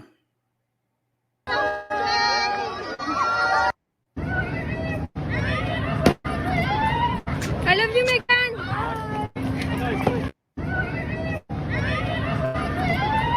I love you, Meghan.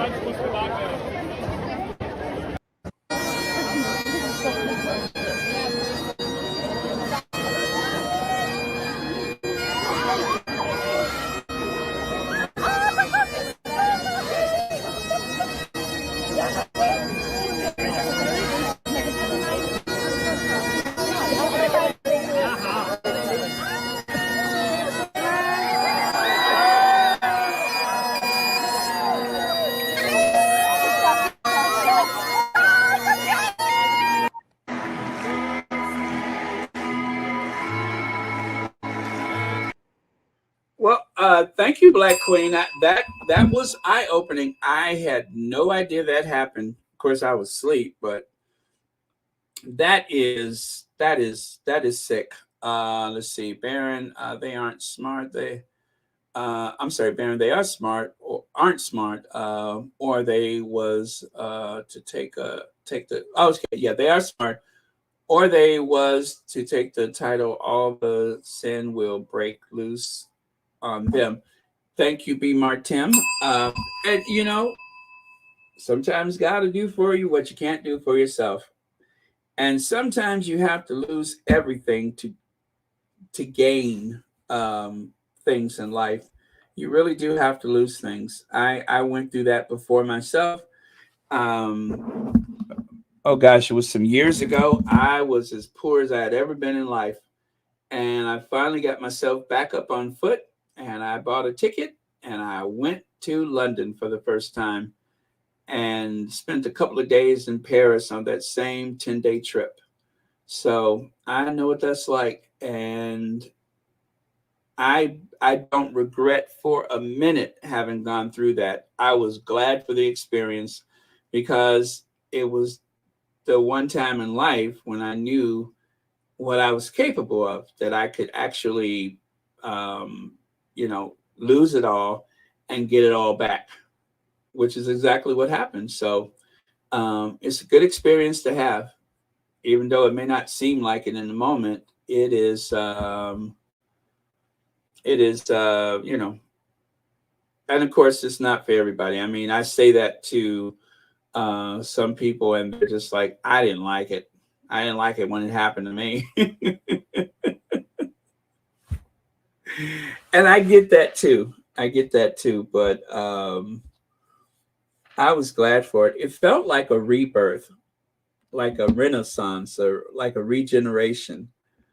I gentrified my own life and I was glad for it. And then when I did find some stable work, I tell you, it was one of those things where I couldn't believe that it was my life. Every day was more interesting than the last, and every day was so different. That's what I loved about it. VS, let's see, those children are how us older squatties will be when we see them riding past us. Yeah, I'll by then, if I don't take better care of myself, I will probably have to crawl after the Sussexes or push the power button on my chair or something. But either way, I'll catch them. But yeah, that was a very sweet moment, though. That was a very sweet moment, those kids.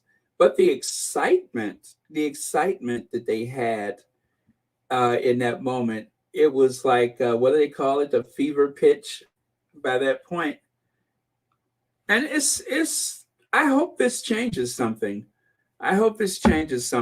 We all know what the model is for the media, and not just the tabloid media. Sometimes my aunt says to me, "Did you hear about this? Did you hear about that?" And I have begged her to please stop watching the news. And I get the idea that you want to know what's coming, and I was thinking about this today since I just brought it up. I was thinking about this today.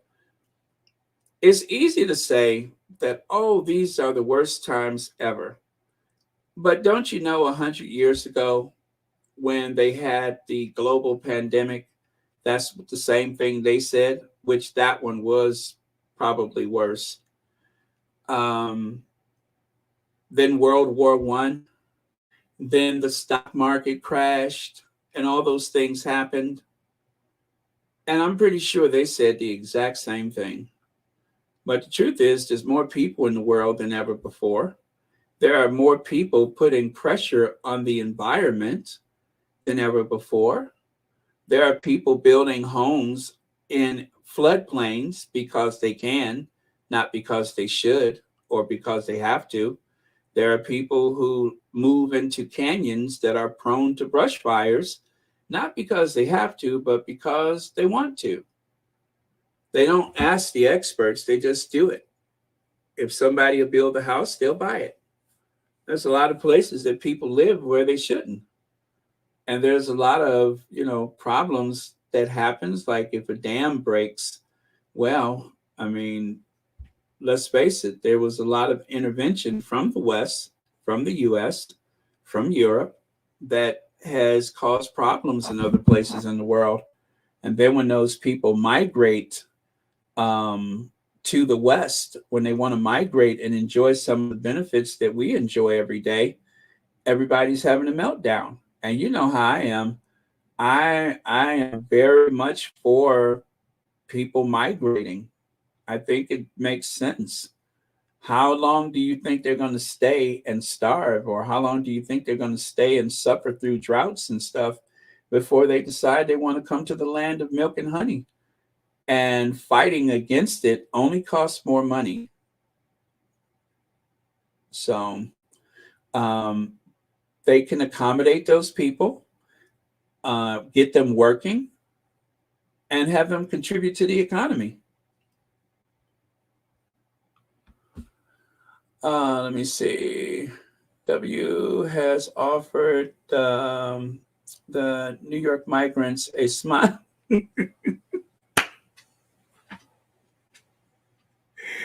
YM Droid, do not sneak up on me like that. Do not sneak up on me like that.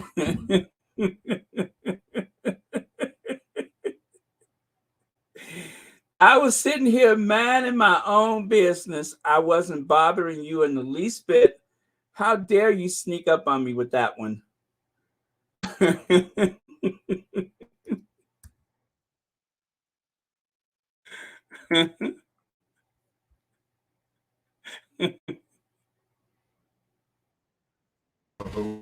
We are thinking about you the whole time, and we really care about what's going on. So sometimes it's got more than financial. if we can give you the odd smile here and there, that's important. So I'm sorry I can only come and give words of comfort, but we are thinking about you the whole time, and we really care about what's going on. So sometimes it's got more than financial. if we can give you the odd smile here and there, that's important. So Yeah, well, I mean, if that's all you got,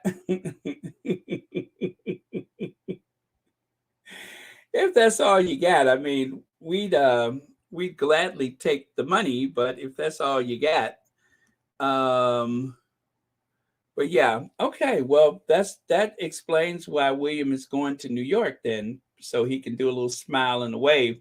He's going to test it in New York and then see if it works in the rest of the world. So, okay, I got you. Yeah. Oh, man. A little smile, yellow teeth, exactly. All right. That was my soapbox moment, but I don't know what's going to happen, you guys, but I will leave you with this. Avoid the bad news. It's a lot of things that I might see that I don't share on Royal Sussex. If other people feel inclined to share them, that's cool.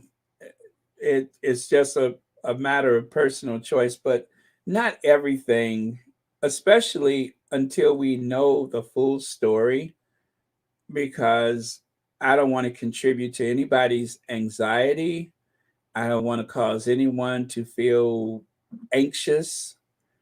It should not be that way. We should celebrate everything the Sussexes do, point out the lies that are told, and make fun of the rest of that family that have been so harsh and so cruel to them. That's it. That is the formula of Royal Sussex. Celebrate the Harry and Meghan stuff. Point out the lies and the misrepresentation. And, of course, the occasional word from Kensington Palace. And we're good. We're good. Try to avoid that negative stuff because it's not healthy for you, and it's not a lot that we can change by ourselves. As a group, we're powerful, but as individuals, there's not a lot that we can change. But you can be there for your family, for your friends. You can take care of yourself. You can share good words, read a book, other stuff besides trying to take on all of the ills of the world and trying to solve everybody else's problem. That is a short road to destruction. Don't do that to yourself. You're not wholly responsible for the success of humanity. It has to be collective or not at all. Let's see. Jeanette Embersley says, hope Will and Kate keep the same energy when Invictus is over.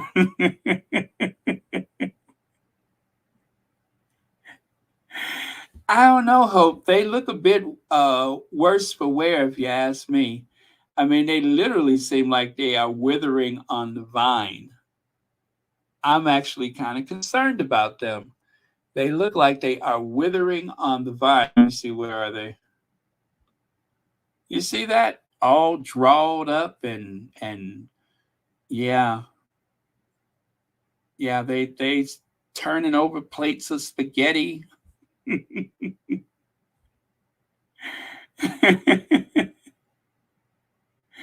I mean, it looks like they climbed a mountain just to get away from, is that mountain gear? It looked like they climbed a mountain just to get away from all the coverage coming from Dusseldorf. And you know, that's bad when you would scale up a mountain just to get away from your brother and your brother-in-law's success. But thank you so much, Jeanette. And thank you for watching Royal Sussex. Yep. Yeah. Wow. I'm so sorry that happened. I did not see that. And it just goes to show the psychology, the manipulation that they would use. And the whole point of it is to try to take our joy away, to try to take the smiles off of our face, to try to undo all of the good that has been done, to try to make us not see this, right? But this happened. All of this happened.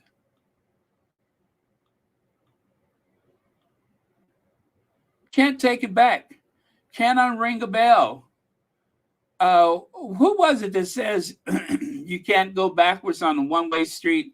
It takes two, the tango takes two to even compete.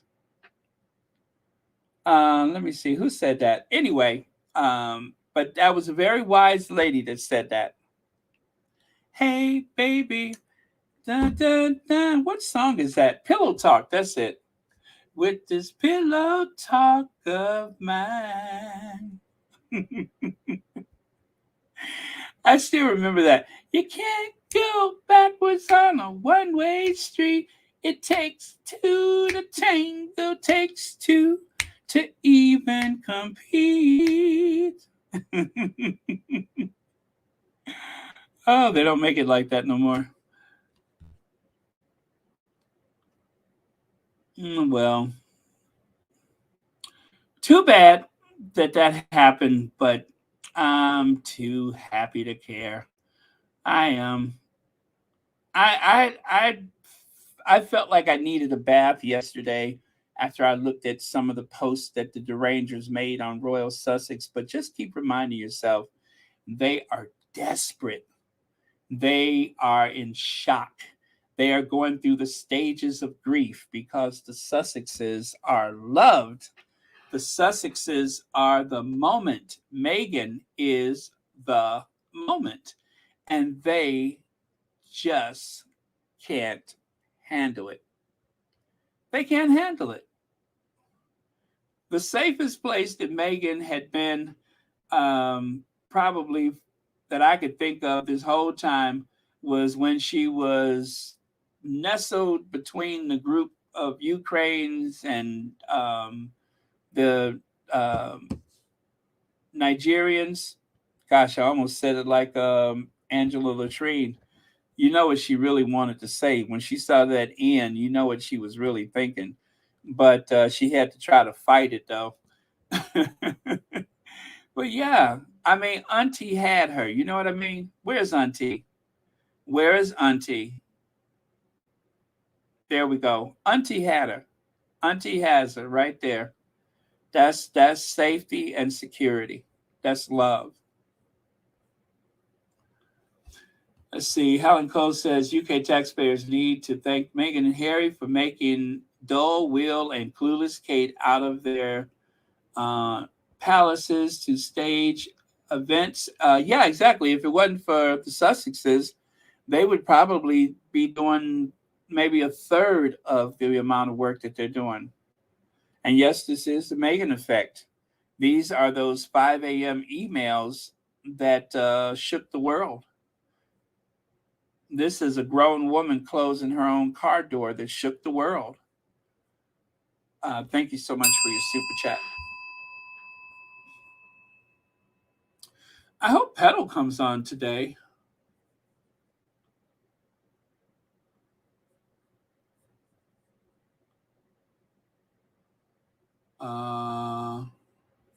Yeah, maybe she'll have something for us later. Yeah. Yeah, I would love to listen to Petal tonight.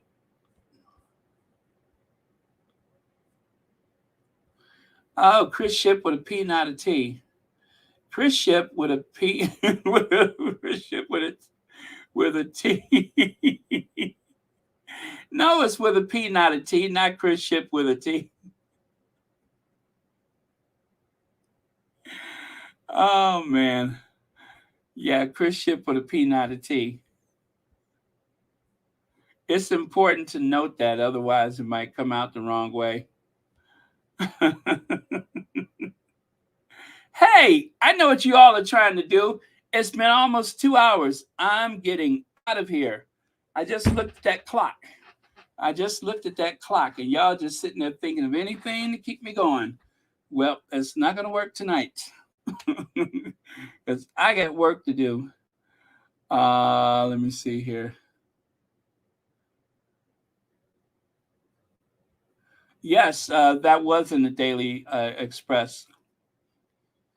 Yeah, every so often they will run an article that seems counterintuitive, but when they do that, a lot of times it is quite accurate.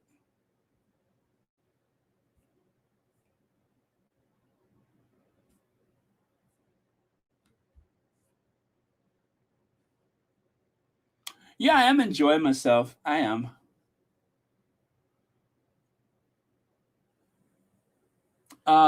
A story. Oh, that story. Well, we were supposed to sing Ain't No Stopping Us Now for a commencement ceremony when I was in school. And of course, we had the lyrics, and everybody read the lyrics, and everybody sang the lyrics, and there was no room to improvise. This was not Sunday service. This was just a group of kids singing, Ain't No Stopping Us Now. Well, when it got to that one part where he says, we were all supposed to say, we're getting us, what is it? We're pulling ourselves together. We're polishing up our act.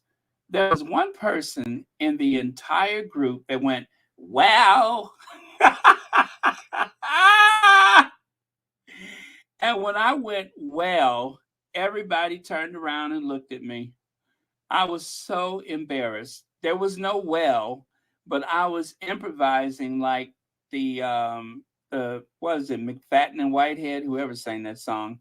I was improvising like he did in the song. So yeah, I was like, well.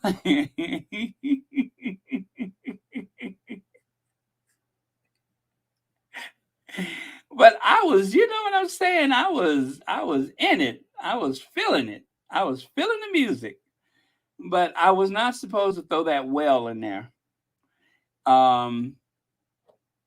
The only thing that would have been worse is if the entire group would have went, well.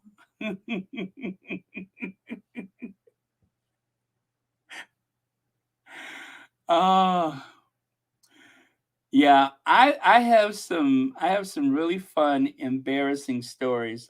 Unfortunately, they're the two of the funniest ones I could not share in this medium, but I have been known to really what is that? Put my foot in my mouth. Yeah, I am known to to insert foot into mouth.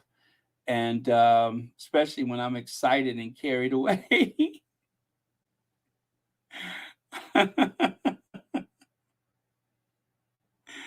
Oh, man.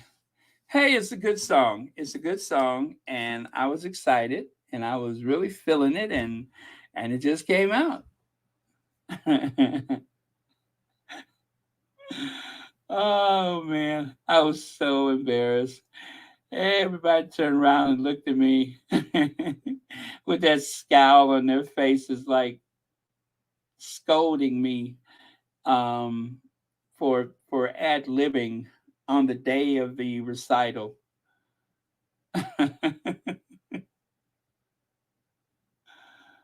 Let me see.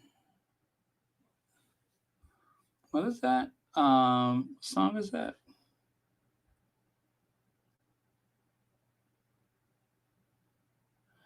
No, from Donnie and Marie. Oh, the Good Night song. Yes, they wasn't it? I'm a little bit country. I'm a little bit rock and roll. No, that wasn't a Good Night song. They did that when they would just like do a medley of songs in the middle of the show. And all of those shows had a Good Night song, like Carol Burnett. I'm so glad we had this time together. I don't remember what their song was. But I know they had one because they all had one of those variety shows. Hold on a second. I want to see what that song is. Now you got me curious. I want to know what the Good Night song is. Let me see. Let me find something for you all to watch while I do that. Oh, I know.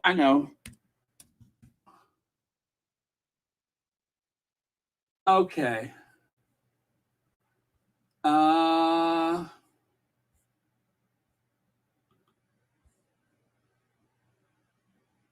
Prince Harry, and Prince Harry should be king.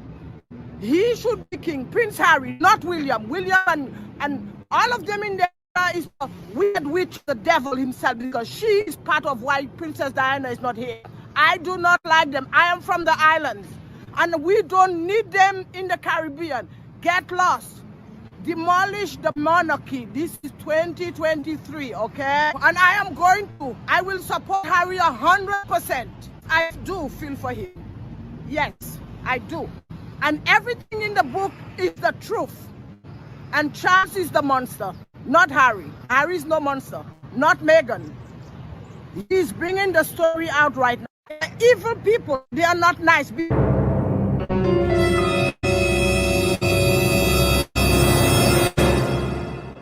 Behind the wall, we all are one human being, and behind that wall there are no difference with me and you and any other Brits. Give the people back the money. They are just welfare recipients, living off the taxpayers of the British people. And the British people are stupid, supporting that nonsense monarchy. It is nothing. It's just a title. It means nothing, a title. I'm angry at them.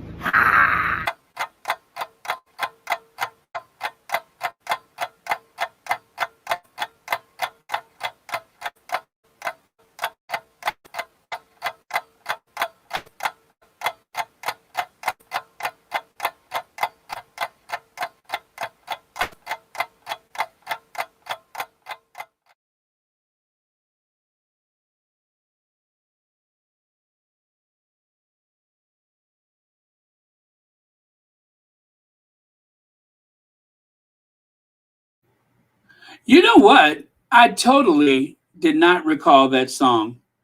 I don't remember that song for nothing. I don't remember the song. And I know I've heard it, but gosh, it's been so long. I do remember I'm a little bit country, I'm a little bit rock and roll, but I don't remember that one. Wow, interesting. I used to love the Donnie and Marie show. May tomorrow be a better day, and bring you laughter and love along the way. May God keep you. Something, something. Yeah, I just listened to it, by the way. Oh, man. The good old variety shows. That was a time, wasn't it? The variety shows. That was the good old days. Everybody's talking about the good old days, the good old days. Let me see. May tomorrow be a better day. Now I'm going to have to look for that. Well, I just watched it. Okay.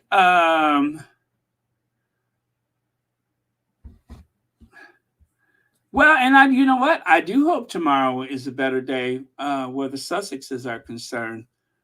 It's time to lay down these weapons. It's time to let go. And I'm talking about the tabloid media. It's incredible that not just one or two people, but an entire industry maintains this campaign of hate for profits, and they do it in plain light of day because, well, they get away with it. That's why they do it, because they get away with it, because it doesn't really cost them anything. Rebecca Brooks didn't get in trouble. Doesn't cost them anything, so they have no incentive to stop. People don't stop until you start taking stuff away from them. Yeah. Well, speaking of Carol Burnett, I'm so glad we had this time together just to have a laugh or sing a song. It seems like we get started, and before you know it, comes the time we have to say so long. Good night, everybody. Love you. Da da da da da da. Oh man, yeah, those were the days, wasn't it? Every show had their farewell song, and of course, let's not forget Bob Hope. Whenever he did his specials, thanks for the memories. Da da da da da da da da da da. So thanks for the memories. Okay, I see it's still 1,246 people in here. I thought for certain that my singing would clear the room, and yet you're all still here. So let me get my song sheet out. I'm just kidding. I'm not going to do that. Oh yeah, I did tug my ear. And because I'm getting older, my ear is a lot closer to my shoulder than before. My nose is larger, my ears are bigger. Gravity has taken its toll. That is part of the aging process. Yeah. If someone would have told me when I was younger that my ears and my nose would increase in size, I would have been like, yeah, get out of here. Yeah, but that's what happens. You know, I love to tell young people that just to scare the crap out of them. Be like, you know, my ears weren't always this big. My nose wasn't always this big. My mouth wasn't hanging like Danny Glover 5 years ago, but it is today. Yeah, I'm starting to get a little Danny Glover about the mouth, and I'm not very happy about it. Yeah. You know what I'm saying? I'm starting to get that Danny Glover mouth. I'm getting the Danny Glover mouth. I'm getting the Morgan Freeman moles. Yeah, it's a mess. I'm just like, when did all this happen? Where did that come from? Pretty soon I'm going to be like Jack Klugman. Jack Klugman or Walter Matthau. You know, if I had a choice, Jack Klugman or Walter Matthau, I think I would. Oh, wait a minute, that's tough because they both, yeah, they both started looking like animated creatures when they got older, right? Well, long as I don't start looking like Mitch McConnell. Yeah, long as I don't start looking like Mitch McConnell. But that's like when you go to a high school reunion, it's not so much that people have gotten older, it's that they have swollen. You know what I mean? Everybody has swelled up over the years. So I'm like Dolly Parton. As long as I can afford to look this cheap, I'm gonna keep having surgery. Because Dolly Parton say you don't know how much it costs. You have to really spend a lot of money to look this cheap. Ba-dum, ba-dum, ba-dum, ba-ba-da-da, ba-da-da. Ba-dum, ba-dum, ba-dum, ba-ba-da-da-da-da. Da, da, da, da, da, da. You know what's a lot of fun, and I can't do it on Royal Sussex, but I would love to do it. I guess I could if I didn't monetize. We should do that one day. Name that TV theme song. Yeah, I'll do that one day. I just won't monetize it. But yeah, we should do. I think I can do that live. Name that TV theme song, and what I'll do is I won't turn on the the delay. I won't slow down the chat, and you just have to sit there on your device and try to get it out as fast as possible. But it is perfect for us baby boomers. Name that TV theme song. That is fun. I love doing that with other baby boomers. Now the world don't move to the beat of just one drum. What might be right for you may not be right for some. Because it takes different strokes to move the world. Everybody's got a different kind of story. Everybody finds a way to smile. And it don't matter that you got not a lot. So what? They'll have theirs and you have yours and I'll have mine. And together we'll be fine. Because it takes different strokes to move the world. Yes, it does. It takes different strokes to move the world. Oh, yeah. When I listen to Hawaii Five-0, you know I started shaking my booty, don't you? Ba-ba-ba-ba-ba-ba. I started doing them hips like Meghan at the Beyonce concert. I mean, you have to. Whenever you listen to Hawaii Five-0, you got to shake your hips like Meghan. Ba-ba-ba-ba-ba-ba. Ba-ba-ba-ba-ba.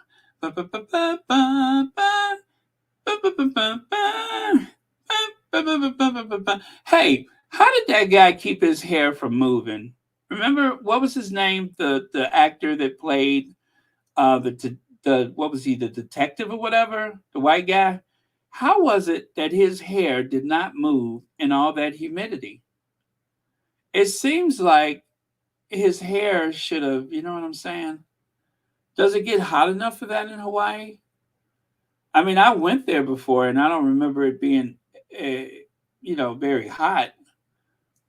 But yeah, that one guy on Hawaii Five-0, it seems like his hair never moved.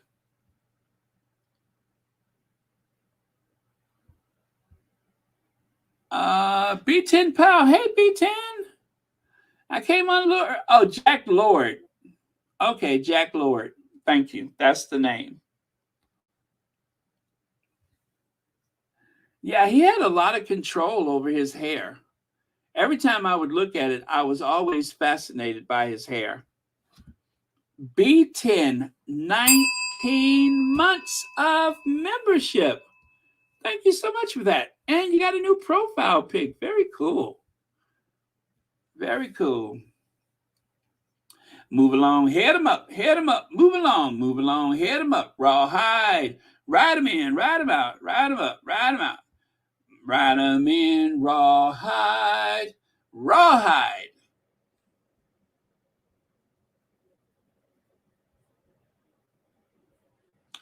Dynamite. Boy, I tell you, John Amos got so tired of hearing that he quit the show.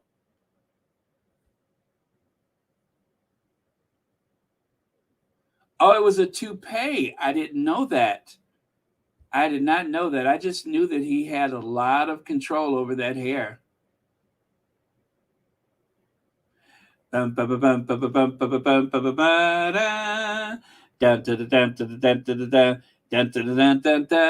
Bonanza.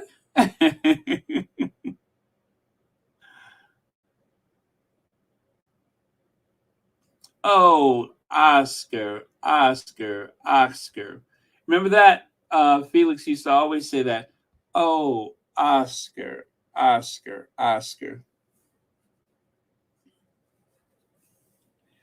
He'd say, Oscar, my room is so clean you could eat off the floor.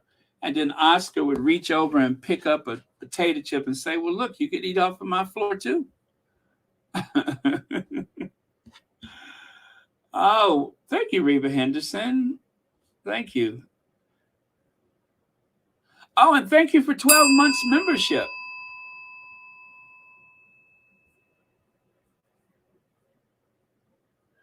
What would I do, baby, without us? What would we do, baby, without us? And there's nothing we can't get each other through. What would we do, baby, without us? Sha-na-na-na. You know I know all them songs.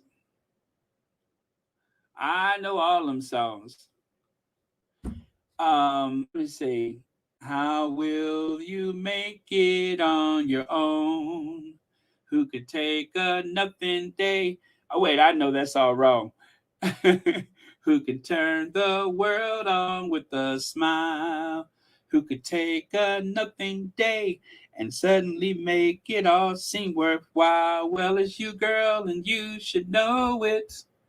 With each smile and every little movement, you show that love is all around. No need to waste it. You wear a maxi coat, no one will take it. You're gonna make it after all. You hear me, girl? You're gonna make it after all. Now throw that hat up in the air, you big queen. Yeah.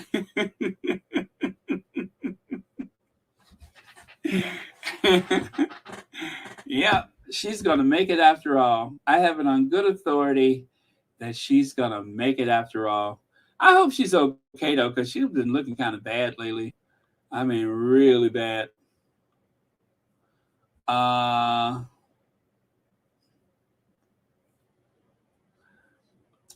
That girl, that was just dun dun dun dun dun dun dun dun. Yeah, they didn't even have any words to it. Let me see.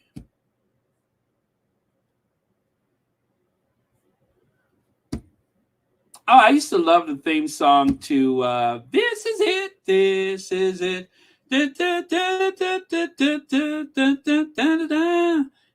is it. Now up on your feet, up on your feet. Da, da, da, music. Da, da, da, da, da, da.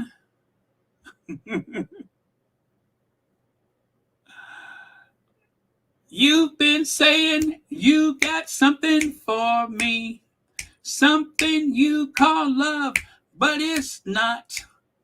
I have just bought myself a brand new box of matches or something like that. These boots are made for walking. I tell you, if I know all of these songs, if all of this is in my head every day, I wonder what is it I'm not making room for? You ever wonder that? What is it I'm not making room for?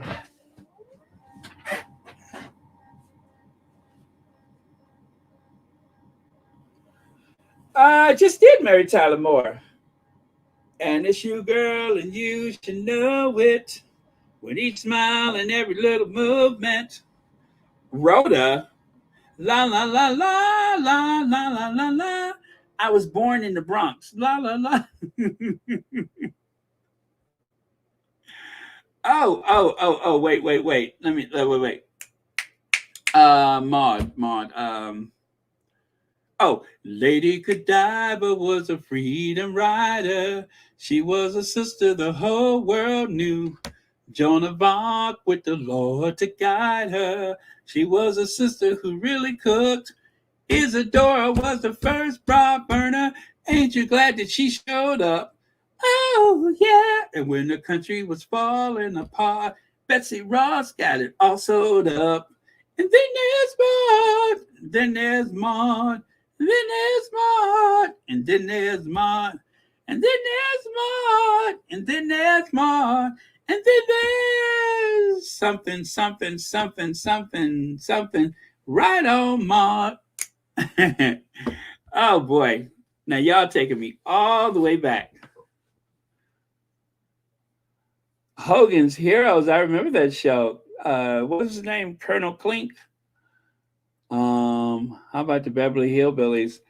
I'll listen to the story of a man named Jed, poor mountaineer, barely kept his family fed. Then one day he was shooting at some food, and up to the ground come a bubbling crude oil, that is, black gold, Texas tea. Well, the next thing you know, old Jed's a millionaire. The kinfolk said, "Fool, get out of there." Oh man. Actually, I got cold coffee and water. Love, exciting and new. Come aboard. We're expecting you. The Love Boat. Soon we'll be making another run. The Love Boat promises something for everyone. Set a course for adventure, your heart on a new romance, and love won't hurt anymore. It's an open ride to a friendly shore. There's love. Welcome aboard is love.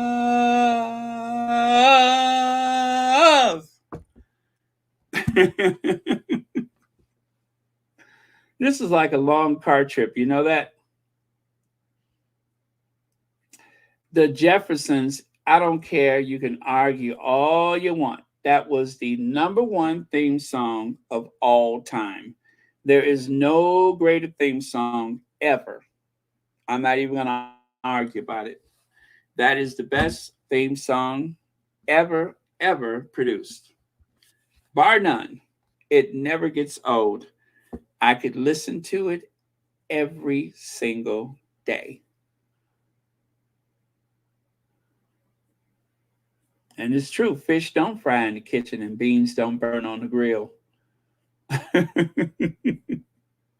Took a whole lot of trying. You know what's the hardest thing, though? To try to get somebody white to say trying. They say trying. No, it's trying. You got to break it down. Trying. There's 3 syllables. It's not trying. It's trying. Right? You gotta break it down. You just can't say trying. It's trying. I don't know why that's so difficult. They just can't get it. They can't get it. You know, it's fun when a room full of people try to do that Zsa Zsa Gabor accent. Or is it Ava Gabor? New York is where I'd rather stay. I get allergic smelling hay. I just adore penthouse view. Darling, I love you, but give me Park Avenue. I actually watched every episode of that. A couple years ago, I did that. It was interesting.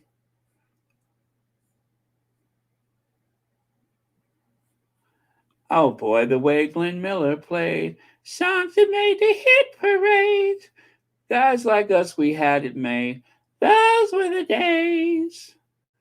Didn't need no welfare state. Everybody pulled his weight. G.R.O. LaSalle ran great. Those were the days. When you do what you...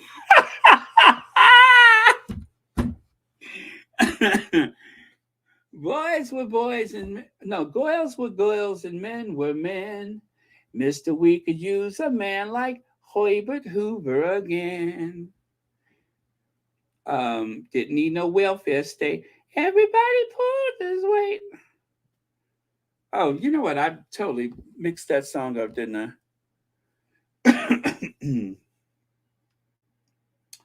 Well, and I'm not going to argue about it, but I'm just going to say this is my opinion and mine alone.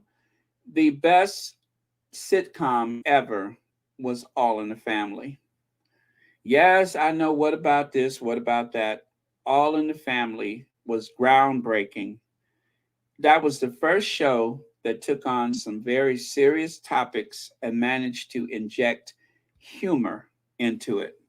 Nobody else had ever done that before. Do you guys know they used to have a disclaimer before the Jeffersons? I mean, not the Jeffersons, before All in the Family. They actually had a disclaimer because they were worried about people complaining to the network. They thought the subject matter was going to be so shocking that it would, upset people. So, I'm sure that there are shows that are funnier. I'm sure that there are shows that are more contemporary, but the best sitcom ever was All in the Family, and the best theme song for a sitcom was The Jeffersons. That's just my list. Recollections may vary, to each their own, but that's the way I see it. Hey, Big Mama. Yeah, I used to watch a lot of television. Yeah, I used to watch a lot of television. Oh, okay. Give me a break. The game is survival. Give me a break. When you do Nell Carter, you have to hold your nose. Give me a break. I sure deserve it. I'm trying to make it up to the top. Yeah, to do Nell Carter, you have to pinch your nose. Give me a break. The game is survival.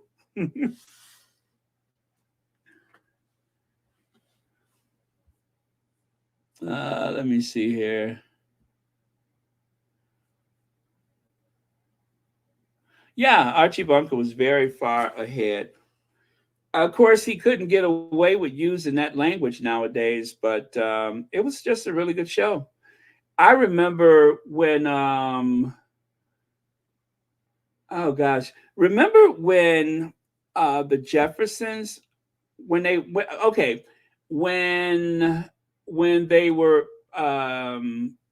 when Lionel had that engagement party or whatever for Jenny, right? And I think who was that used the N-word? I think it was George Jefferson that used the N-word. And Archie Bunker looked at the camera. He said, I haven't said that in 5 years. I haven't used that word in 5 years.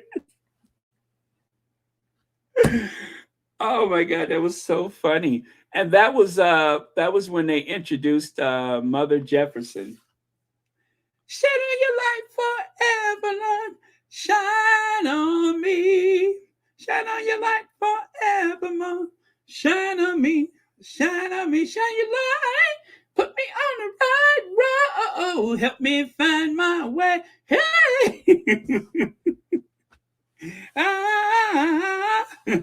That was a good song. Still not better than the Jeffersons, though. But I liked it. And I love 227. What was 227? There's no place like home. With your family around you, you're never alone. No, no. When you know you are loved, there's no need to roam, 'cause there's no place like home. Times are changing every day, but we won't get by with those same old ways. No, no. Pulling together, make things right with love in our family. Da, da, da, da. Let me see. No, I'm finna get off here because it's going on 2.5 hours and I got work to do. Otherwise, I will be up all night. Plus, I need to eat something. So, we're not taking requests.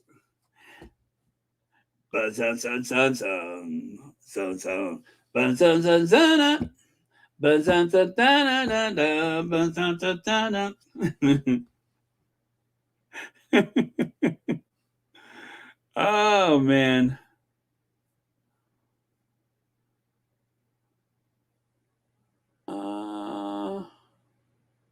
Oh, good night, Elaine Parker. Thank you. Yeah, the Sanford and Son. You know, I bet you if someone had to try to recreate that sound exactly as it was, how would they ever do it? How would they ever do it? Just like you never hear anybody replicate Motown songs. It's just not possible. They experimented with sounds, and if you had to go into a studio and just try to, I mean, I'm sure you could do it electronically, but how would you know what to use? That's why I would get very frustrated whenever I would see someone perform one of the old Motown songs, even if it was the same artist. I hated it because it just never sounded right. You know what I mean? It always seemed to have a weird something. I guess I'm very narrow-minded about that, but I kind of want the studio version every time. I don't want a whole bunch of ad lib. I hate when they're, trying to do it without the right instruments. That always frustrates me. Let me see. Oh, Black Queen. I have to that yeah, I can't. That's what I can't do on demand. That has to just happen. Yeah.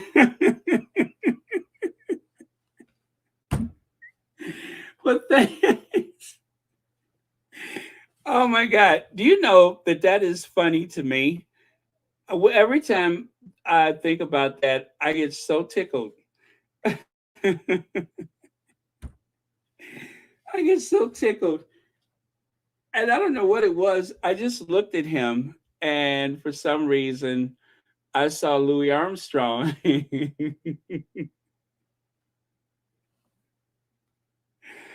Oh man, I don't even know I don't know. It's hard for me to do that one.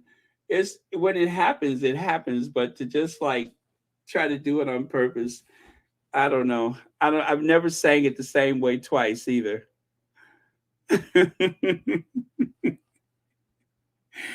Oh boy, wasn't that fun though? That was so much fun. When he came for that state dinner and everything, and they gave him the carriage ride and all that stuff. Put him in the carriage with Kate and William or whatever it was. Oh man! But thank you for remembering Black Queen. That was one of the more fun ones. In 100 years, when someone goes through the Royal Sussex archive, I wonder what they're going to think. Will they think odd about me, or will it reflect on you all for being here listening to it? I don't know. Maybe they'll think all of us a bit strange.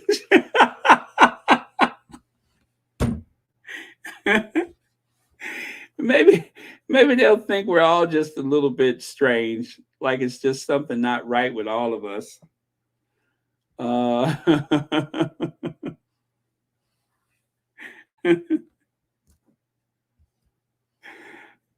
They'll be trying to figure out, they'll try to identify the guy in the carriage, right?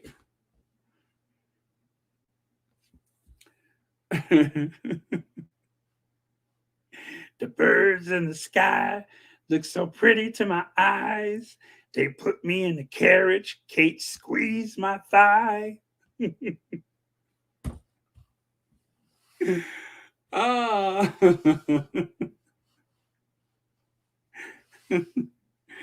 Oh, boy, boy, boy.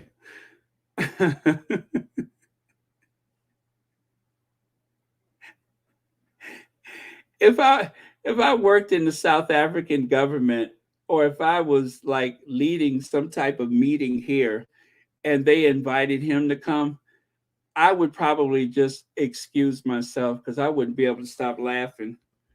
I would probably just stand there with tears in my eyes, trying not to laugh. Oh my God, he's a riot. Good night, Bramil.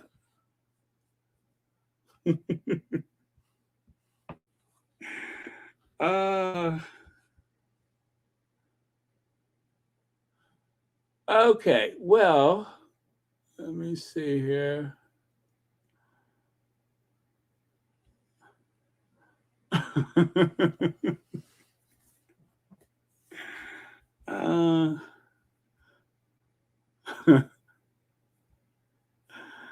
Oh, Black Queen. Now listen, there are sometimes when I see you, when we're on a topic and I see that you have something up there, I'll be like, uh-oh. Uh-oh. Hey, Rohini. Oh, Rohini, have you been here the whole time? Because what is it? Oh, well, let me just grab it for you. Isn't that something? I don't know it off heart. I mean, off my head, top of my head. You needed my mailbox, right? Let me grab it.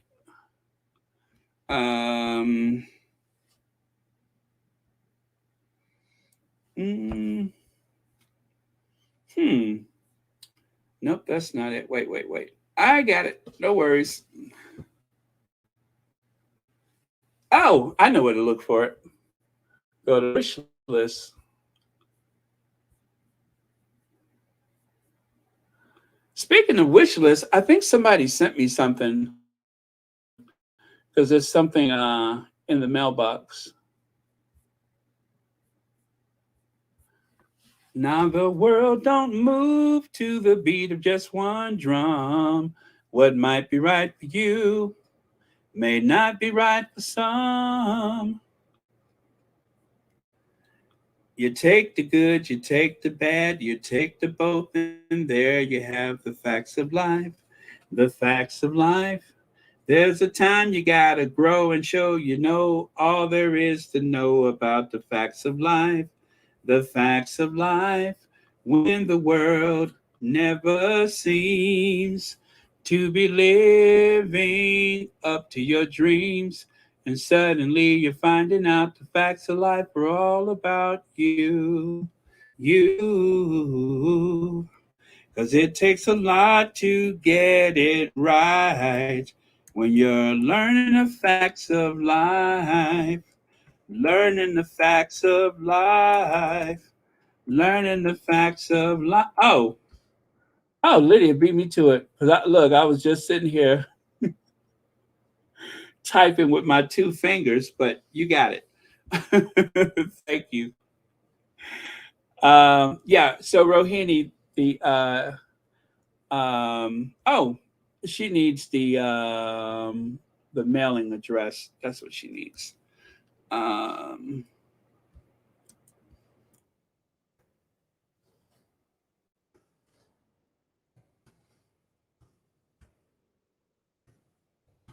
Okay. Zachary Taylor Street. Okay.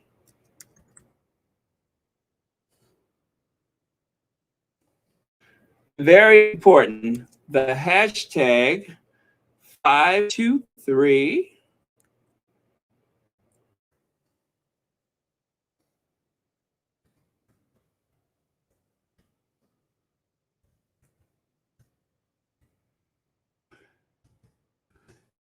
Illinois, the S is silent.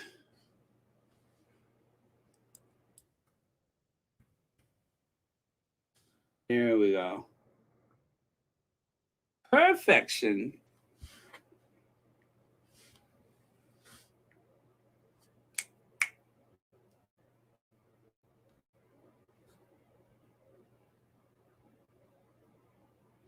Uh-huh. Yeah. Okay. Yep, that's it. All right. Thank you, Rohini. I cannot wait to get my beanie. I'm going to proudly wear them this winters.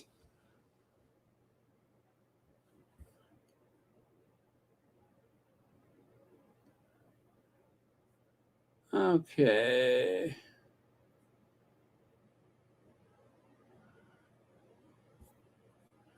Uh-huh. Yes, it's still Harry's birthday until Hawaii, right? It's still Harry's birthday for like another 3-4 hours, something like that.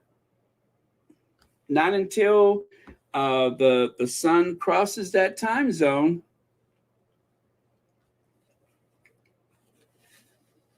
Have you guys ever been to Hawaii? It feels like going to another country for some reason. It really does.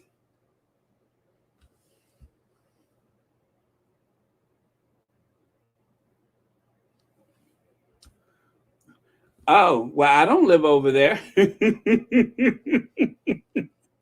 I don't live over there. I got a mailbox over there. I, I wouldn't dare use my home address. I have a mailbox over there.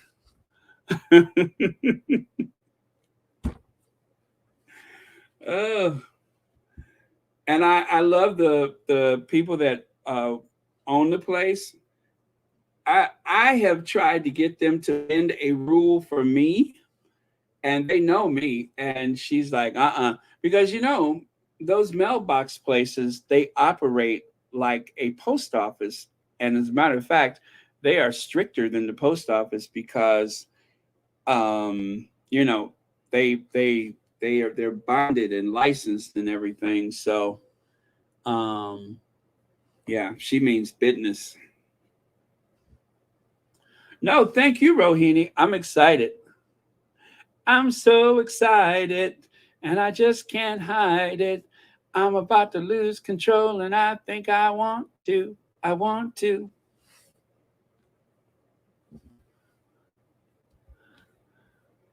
Yes, Joy Amore, I know. I know. But that is the mailing address, not my address. Yeah, that is my business address. So, yeah, if they want to go over there, help yourself. Help yourself.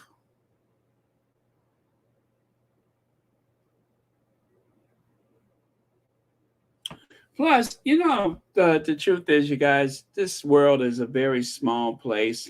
It's like the world has become a big, small town. And I think if someone was determined to find you, it wouldn't be too difficult.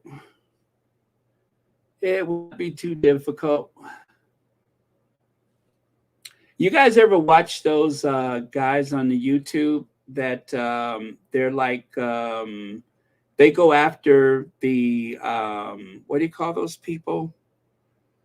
The ones that try to hack your account and stuff like that. They go after those people, and they actually take control of their computers. And this one, well, some of them are so good that they have actually taken a photograph of the person that is trying to scam them. They actually take over their computers and take a picture of them. And they even say, well, let's just say if their name was Charles or Camilla, they say, Camilla, Is this your phone number? They even hacked their telephones. You would be amazed at what people can do if they really wanted to do it. I even asked someone one time, I said, well, even if I change my password, they said, yeah, even if you change your password, there's no such thing as anything that's like hack proof. I said, oh, what do you recommend? He said, don't piss anybody off. That was his suggestion. Don't piss anybody off. So that's the way it is, you guys. You can change your passwords and all that kind of stuff, but the main thing is don't make people angry. Tony, thank you so much for the super sticker. And thank you so much for watching Royal Sussex. And happy Prince Harry's birthday. After all, it is Prince Harry's birthday. Happy Prince Harry's birthday. I cannot wait to go and look at some more of the photos and stuff that's being uploaded. There we go. Thank you very much, Tony.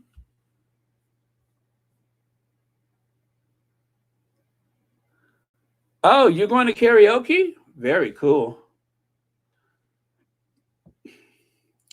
Yeah, when I go to karaoke, I bring everybody down with my sad songs. I can really pull everybody's what is that? Kill their buzz. When I go to karaoke, I kill everybody's buzz. I want everybody to feel bad as I do. I just drag the whole room down. There are worse things I can do.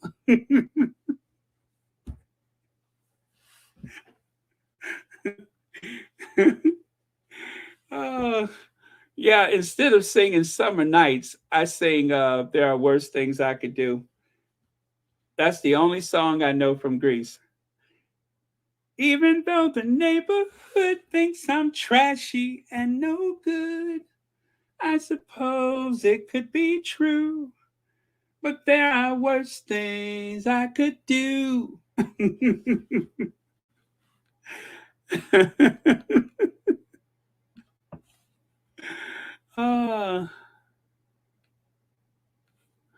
Oh no, Lee's gonna miss the closing ceremony. You know, what time is that ceremony? I should make sure that I'm either done working or that I'll be ready to go on afterwards. You just reminded me I need to do that. You just reminded me. Oh, Joanne Baker says, we were stationed in Hawaii for 3 years, loved it, didn't want to leave. It's paradise out there. It is paradise. It is incredibly expensive, but I looked around and took a measure of the way people live. And mind you, I got on the city bus. I guess I was in Waikiki. Was I? I was on the Big Island, whatever one that is. And I took the bus to Big Surf. And I got off the bus at Turtle Bay because I was trying to get this hamburger that was like rated for something. And they weren't serving it anymore. But that Turtle Bay Resort is beautiful. And yeah, I could see why people live there. And it's beautiful. And the airport, I have never been to an airport like that before. The airport is like indoor, outdoor. There's like whole sections where you can like go down into a garden and see the koi fish and all that kind of stuff. Beautiful. The Daniel Inouye airport. So yeah, I can see why people live there. Although I don't mind the cold. As a matter of fact, I rather like it. I love the winters. I love the fall. It's like my favorite time of year is when the fall comes. Let me see.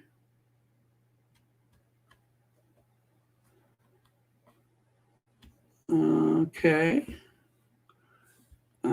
What about Grease 2? Oh, Grease 2. Oh, that was a horrible movie. That was horrible. I think I watched it one time. Oh, Leslie says, I was stationed in Heidelberg as an Army combat medic, and my ex-husband was a Marine. I wanted to extend and stay, but he wanted to bring the kids back to the States. I loved it there. Germany is beautiful. I love Germany. I've always had an affection for Germany for some reason. I don't know why. Maybe because I like potato salad, sausages. They seem to eat a lot of food that I can identify with. Like the German diet is full of pork. They eat a lot of pork. And you know how some people, I don't eat that swine. I don't care. I love it. And mind you, I don't eat pork most days. But when I do, I can't say I don't enjoy it. But yeah. And I think that's what it is because they eat a lot of stuff that may not be cooked the same way, but it seems like they eat a lot of stuff that reminds me of soul food. I like Polish food too.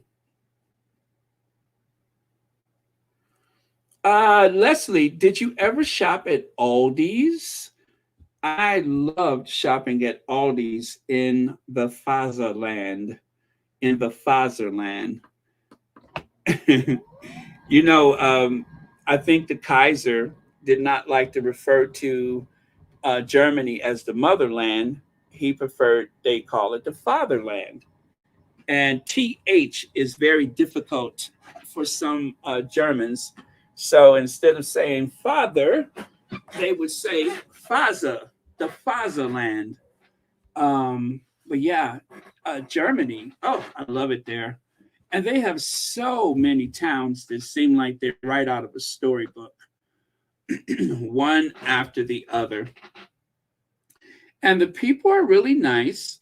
However, one thing is Germans are not very outwardly emotional. They don't greet you, and it's odd to them that you say hi to someone and then have a conversation about the weather and about the, whatever. That's they look at you. They look at you, and especially in East Germany, the eastern part rather, they look at you and they don't say anything, which is odd to me because I'm just like, hey, how you doing? And they would kind of look at me like, what are you up to? Are you on that stuff? What are you up to? So, but I'm like, I guess I never, or have I told this story before about Germany? If not, I will share it with you. Okay. So when I went on one of my long trips, I think it wasn't so long. It was like 32 days. 32 days. I went to several countries in 32 days, right? I started off in the UK. And then I went to the Netherlands. And then to Belgium. And then back to the Netherlands. And then I went to Vienna. I went to Prague. And I went to, oh my goodness, how come I can't think of that? It's in, let me see. Prague is in the Czech Republic. Oh, Budapest. I went to Budapest. Only because I like saying Budapest. And then I went to, I said Vienna. And then I went to Paris, right? And then I think back to the UK, something like that. I think that was a trip. Oh, and I went to Berlin for the first time. And I knew I was going to be gone for like a month. And I knew I was going to be staying at hostels and cheap hotels. And I wanted to make sure that if I got sick, that I would not ruin my vacation. And it happened. I went to a rave party in London. And at a certain point, I noticed that the room was kind of smoky. And so I went outside, but it started to rain. So I went back inside and there was more smoke. And then I'm back outside and it was still raining. I mean, they had some places where you could shelter, but it was still drizzling and damp. Well, by the time I got to Vienna, I had a cough. And I kept no, actually, by the time I got to, was it Vienna? Anyway, I started coughing. I think it was Prague and Budapest. I had a cough that would not stop, and it was awful. During the day, I was tired because obviously I had some kind of infection in my chest. And at night, I would cough so much I could not sleep. So I was exhausted. It was like a vicious cycle. And so I tried some, remedies from the over the counter, nothing. But there was a little voice that whispered in my ear when I was packing, take the label off of that antibiotic and put it in your wallet in case you need it. So I did. I peeled the label and I put it in my wallet, just stuck it all the way down in the corner of my wallet. And it was as though God had whispered in my ear, hey, black boy, huh? Peel the label. Okay. So I peeled the label, put it in my wallet. And by the time I got to Berlin, I was coughing up a storm. I was so tired. I could not, and it was raining a lot. I went to Berlin, I think it was my birthday. And so, I spent my birthday in Berlin in November, and it rained and it was cold.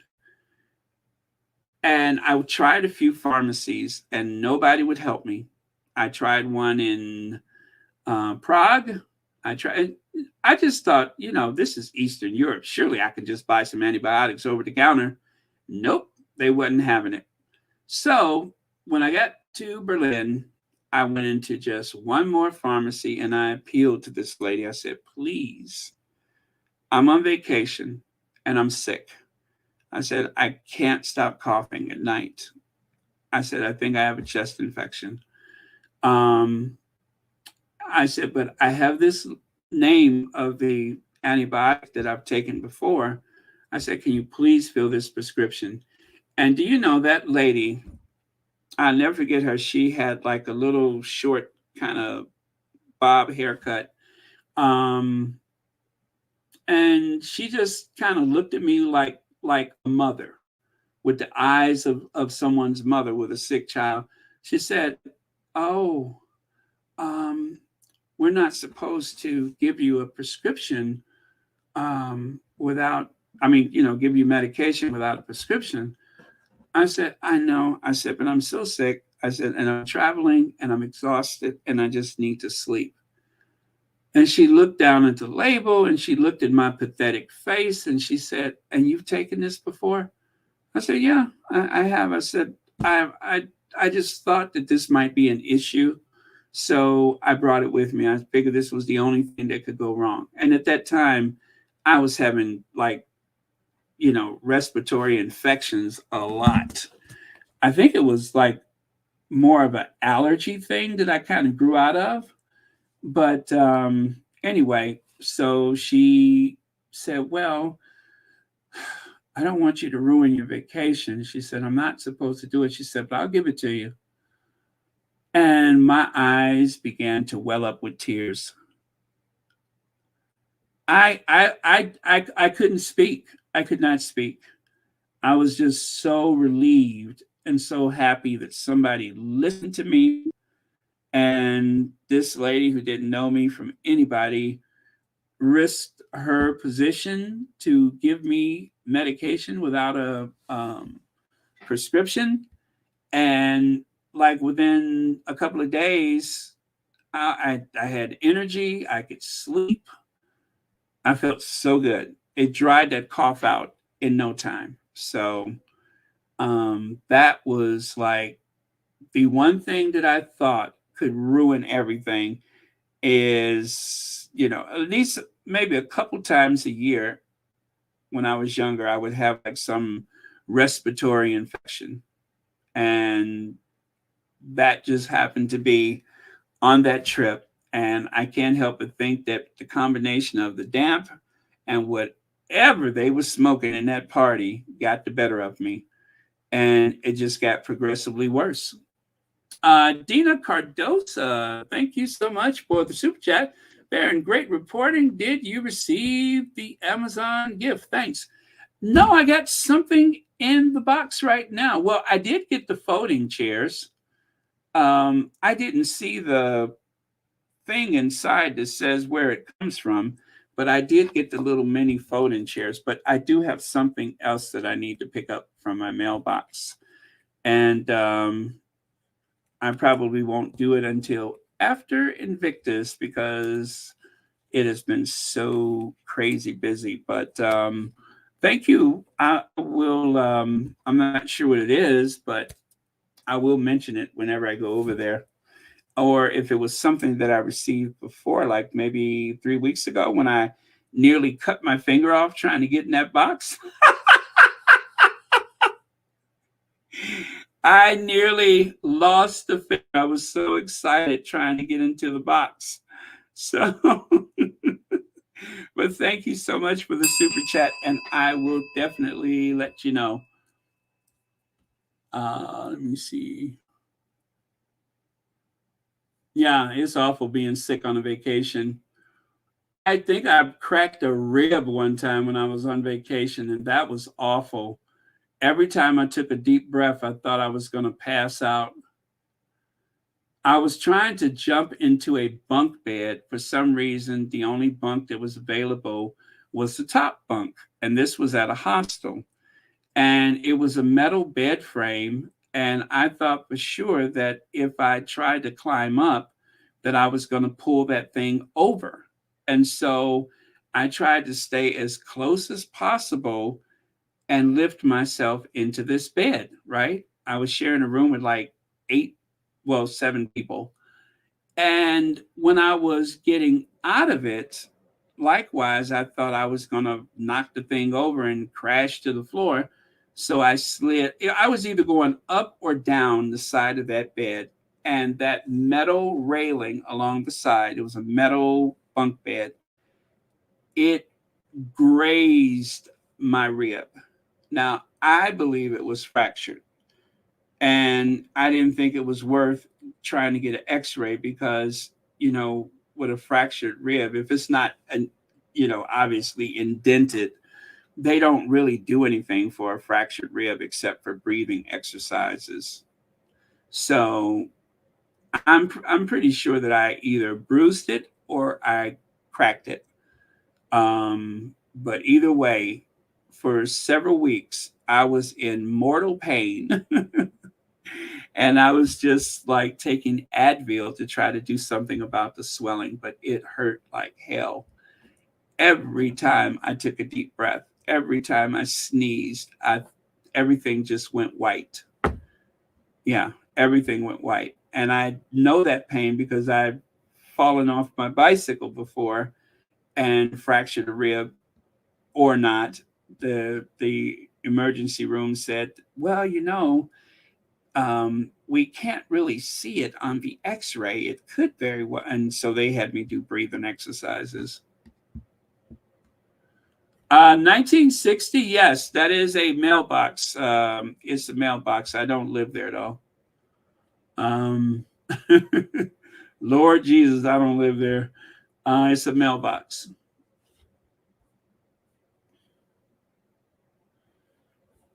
Okay.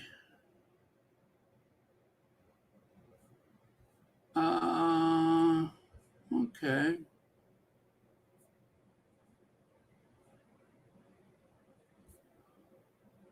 All right. Well, I see there's still 955 people in here listening to my fractured rib, but it has been 3 hours and I got work to do. So I am going to skedaddle, but I do thank you all so much for being here. And it's been fun. Thanks for listening to me talk about God knows what.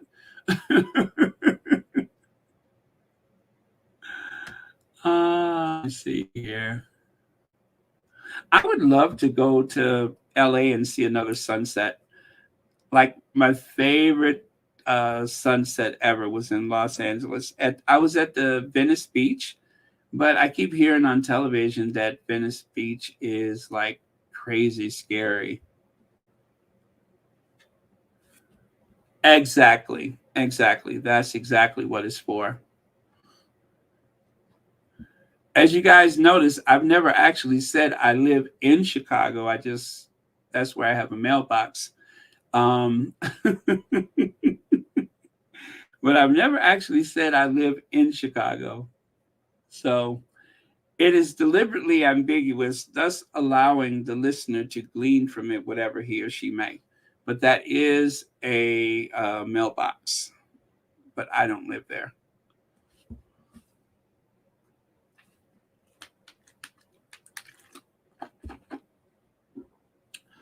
Okay. Yes, for the second time. Goodbye, everyone. Thank you very much, Sonia Johnson. For the longest time. Whoa. For the longest, if you said goodbye to me tonight, there would still be music left to write. But then you found me. You put your arms around me, and I haven't been the something for the longest time. Maybe I've been hoping too long. No, hoping too hard. I forgot the words. Now I know the woman that you are. You're wonderful so far, and it's more than I hoped for. Who knows what consequence it brings? I have been a fool for lesser things. I love that song. That was back when what was that song? That was the album with Uptown Girl, Billy Joel.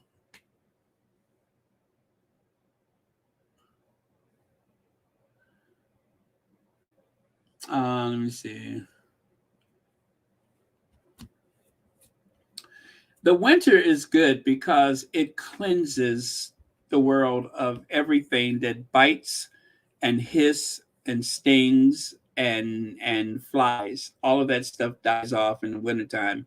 And by the time it comes back, it's almost fall again. So that's why I love winter. Winter solves a lot of problems.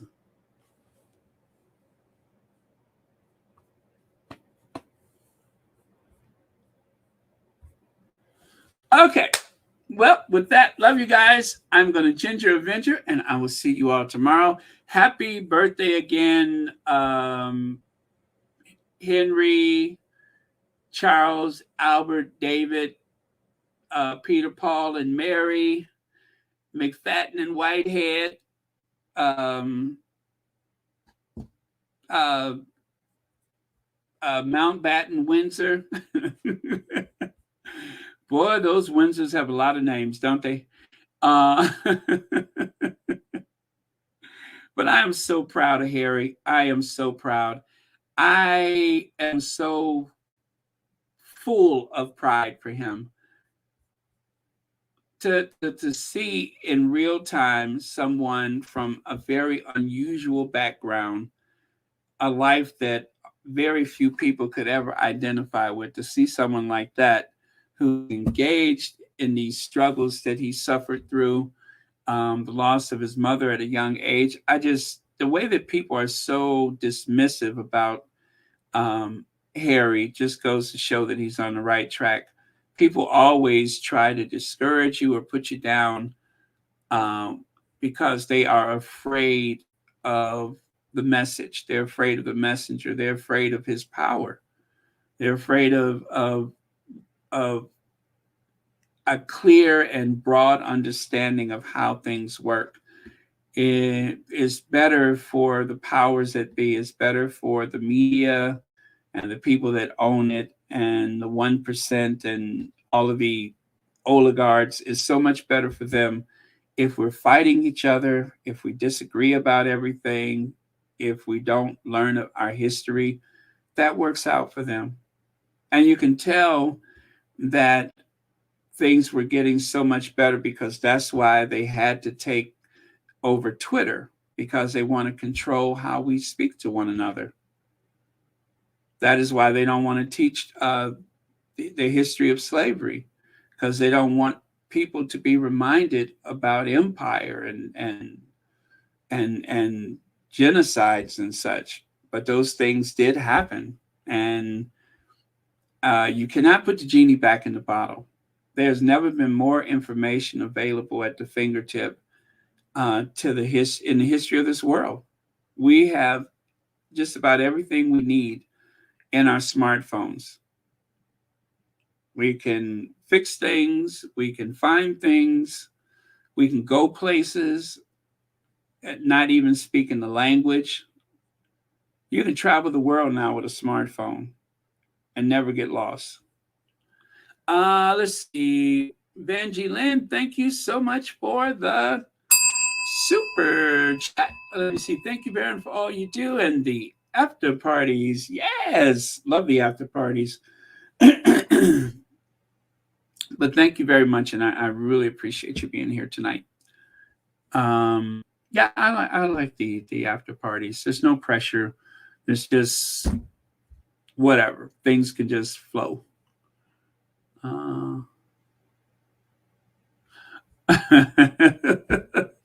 Oh, you're welcome. You're welcome.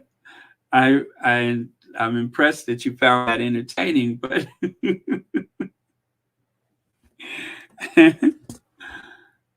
I love when people tell me that when I start singing that the dogs like run under the bed and the cats are like acting weird and everything. That is funny. I think they do the same thing just before an earthquake. They start acting weird.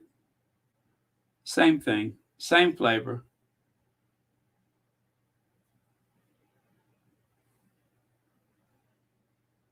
Okay.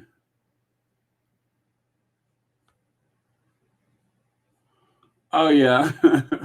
That way, yeah, he wouldn't have to go through all those names.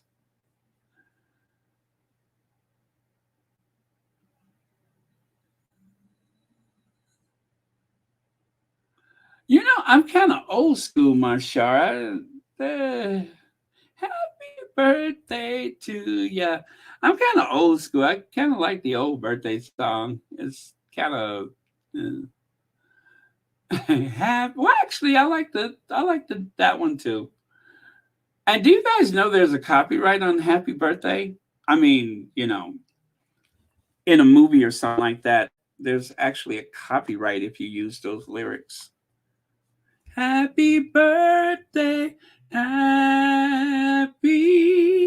birthday, happy birthday. That was brilliant of Stevie Wonder to make his own song. His kids will never go hungry.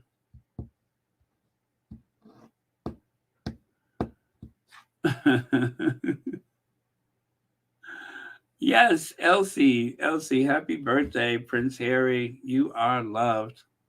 Absolutely. He was so emotional today. So emotional. 15th of September 1984 was when Prince Harry was born. Prince Harry, meine Second.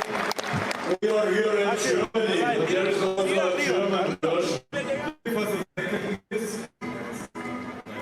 He probably thought he got away with it, hadn't he?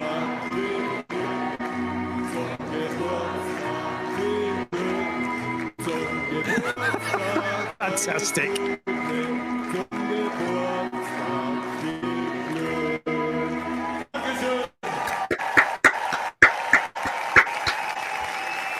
So happy birthday in English and in German. The announcer's just going to ask him to say a few words. He's like, no, I don't, but he might. So, buddy, please show what you have here, what you have here. Ooh, what have they got for him? Oh, they got him a beer, lovely. Oh, he's already got one. He'll have another one now then. And a cake, very nice. And the second thing, what we would like to give you, I introduced this assignment. He was That's cool, isn't it? And in Sydney, he's working as a civilian in the German Bundeswehr. This is Kevin. He competed in Sydney, and both of them would like to present a T-shirt from our volunteers on behalf of all our volunteers. Great applause for the volunteers, please. Without volunteers, it really doesn't happen. And that's a lovely, touching moment to present Prince Harry with a shirt from the volunteers. Everybody enjoying it, even the players as well. I wonder if there's enough of that cake to go round. Maybe, yes, okay, thank you very much. I think Harry's saying, right, can we get on with the game now, please? There's a volleyball match to be played, and I want to watch that. Dusseldorf! I'm going for it, you know.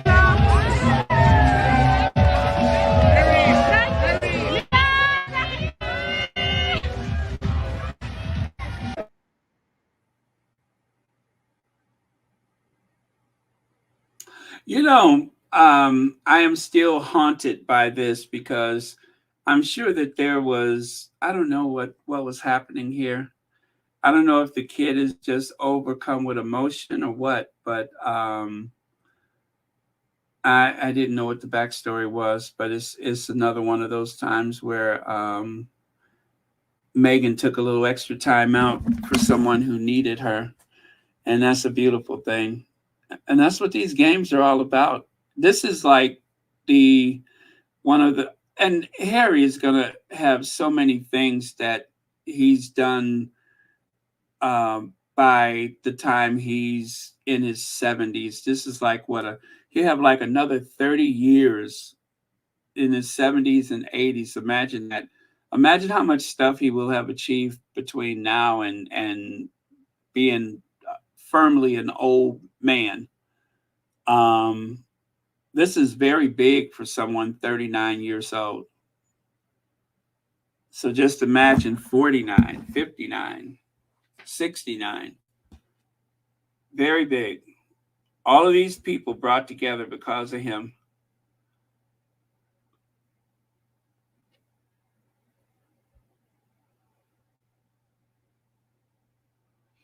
And I love that these soldiers in their fatigues, you would think that they were there like as a honorary thing to, I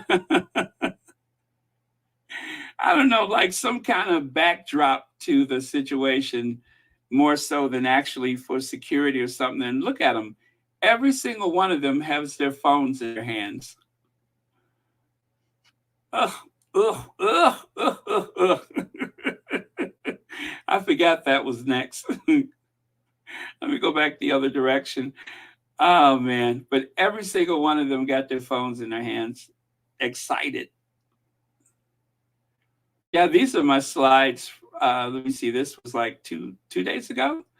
And remember I said Meghan's tight pants was reminding me about, well, actually, they were both wearing black. So I was kind of feeling the Olivia Newton-John and John Travolta vibe. You're the one that I want. You are the one for the one I need. Oh, yes, indeed. And this is kind of like the Daily Mail admitting defeat. 3 headlines back to back, even though this one is a bit cheeky. And this, of course, is feeding into the idea of rivalry. But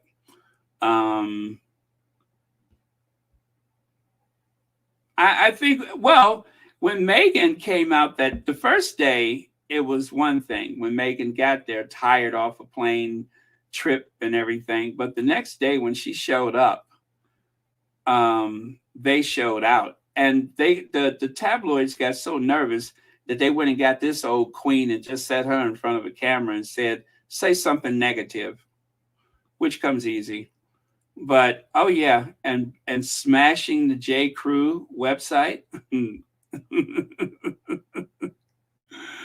Oh man. And Meghan didn't have to wear anything expensive.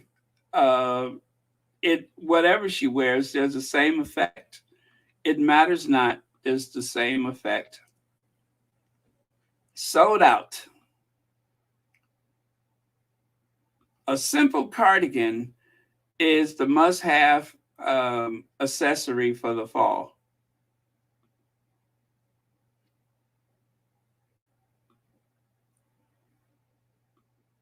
And it was all so easy, wasn't it? Oh yeah, the little girl, the little hug there.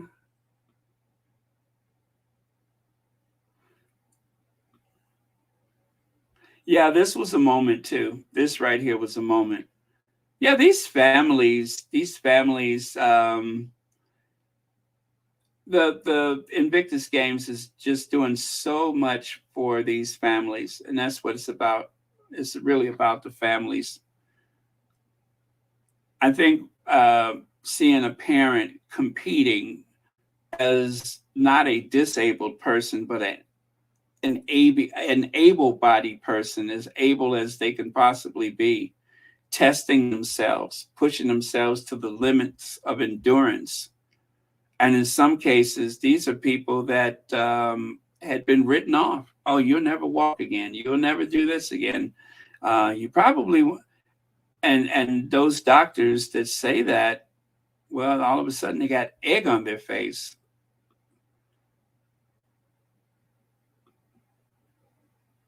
Oh, the guy in the red shirt, I love him. Oh, and this story right here. I played the sound from that the other day. Ugh, ugh. Okay. A marriage proposal. Oh, and this guy right here, where they told his wife that he had died, and I guess they managed to bring him back or whatever. That was very moving.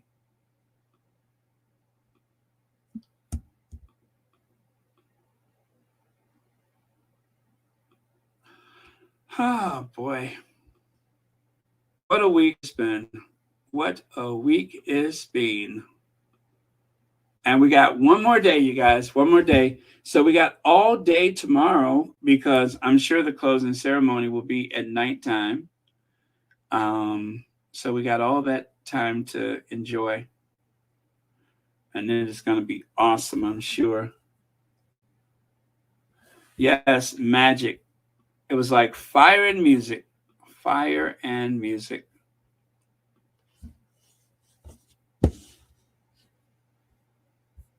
Okay, and with that, I am going to cue the Ginger Avenger.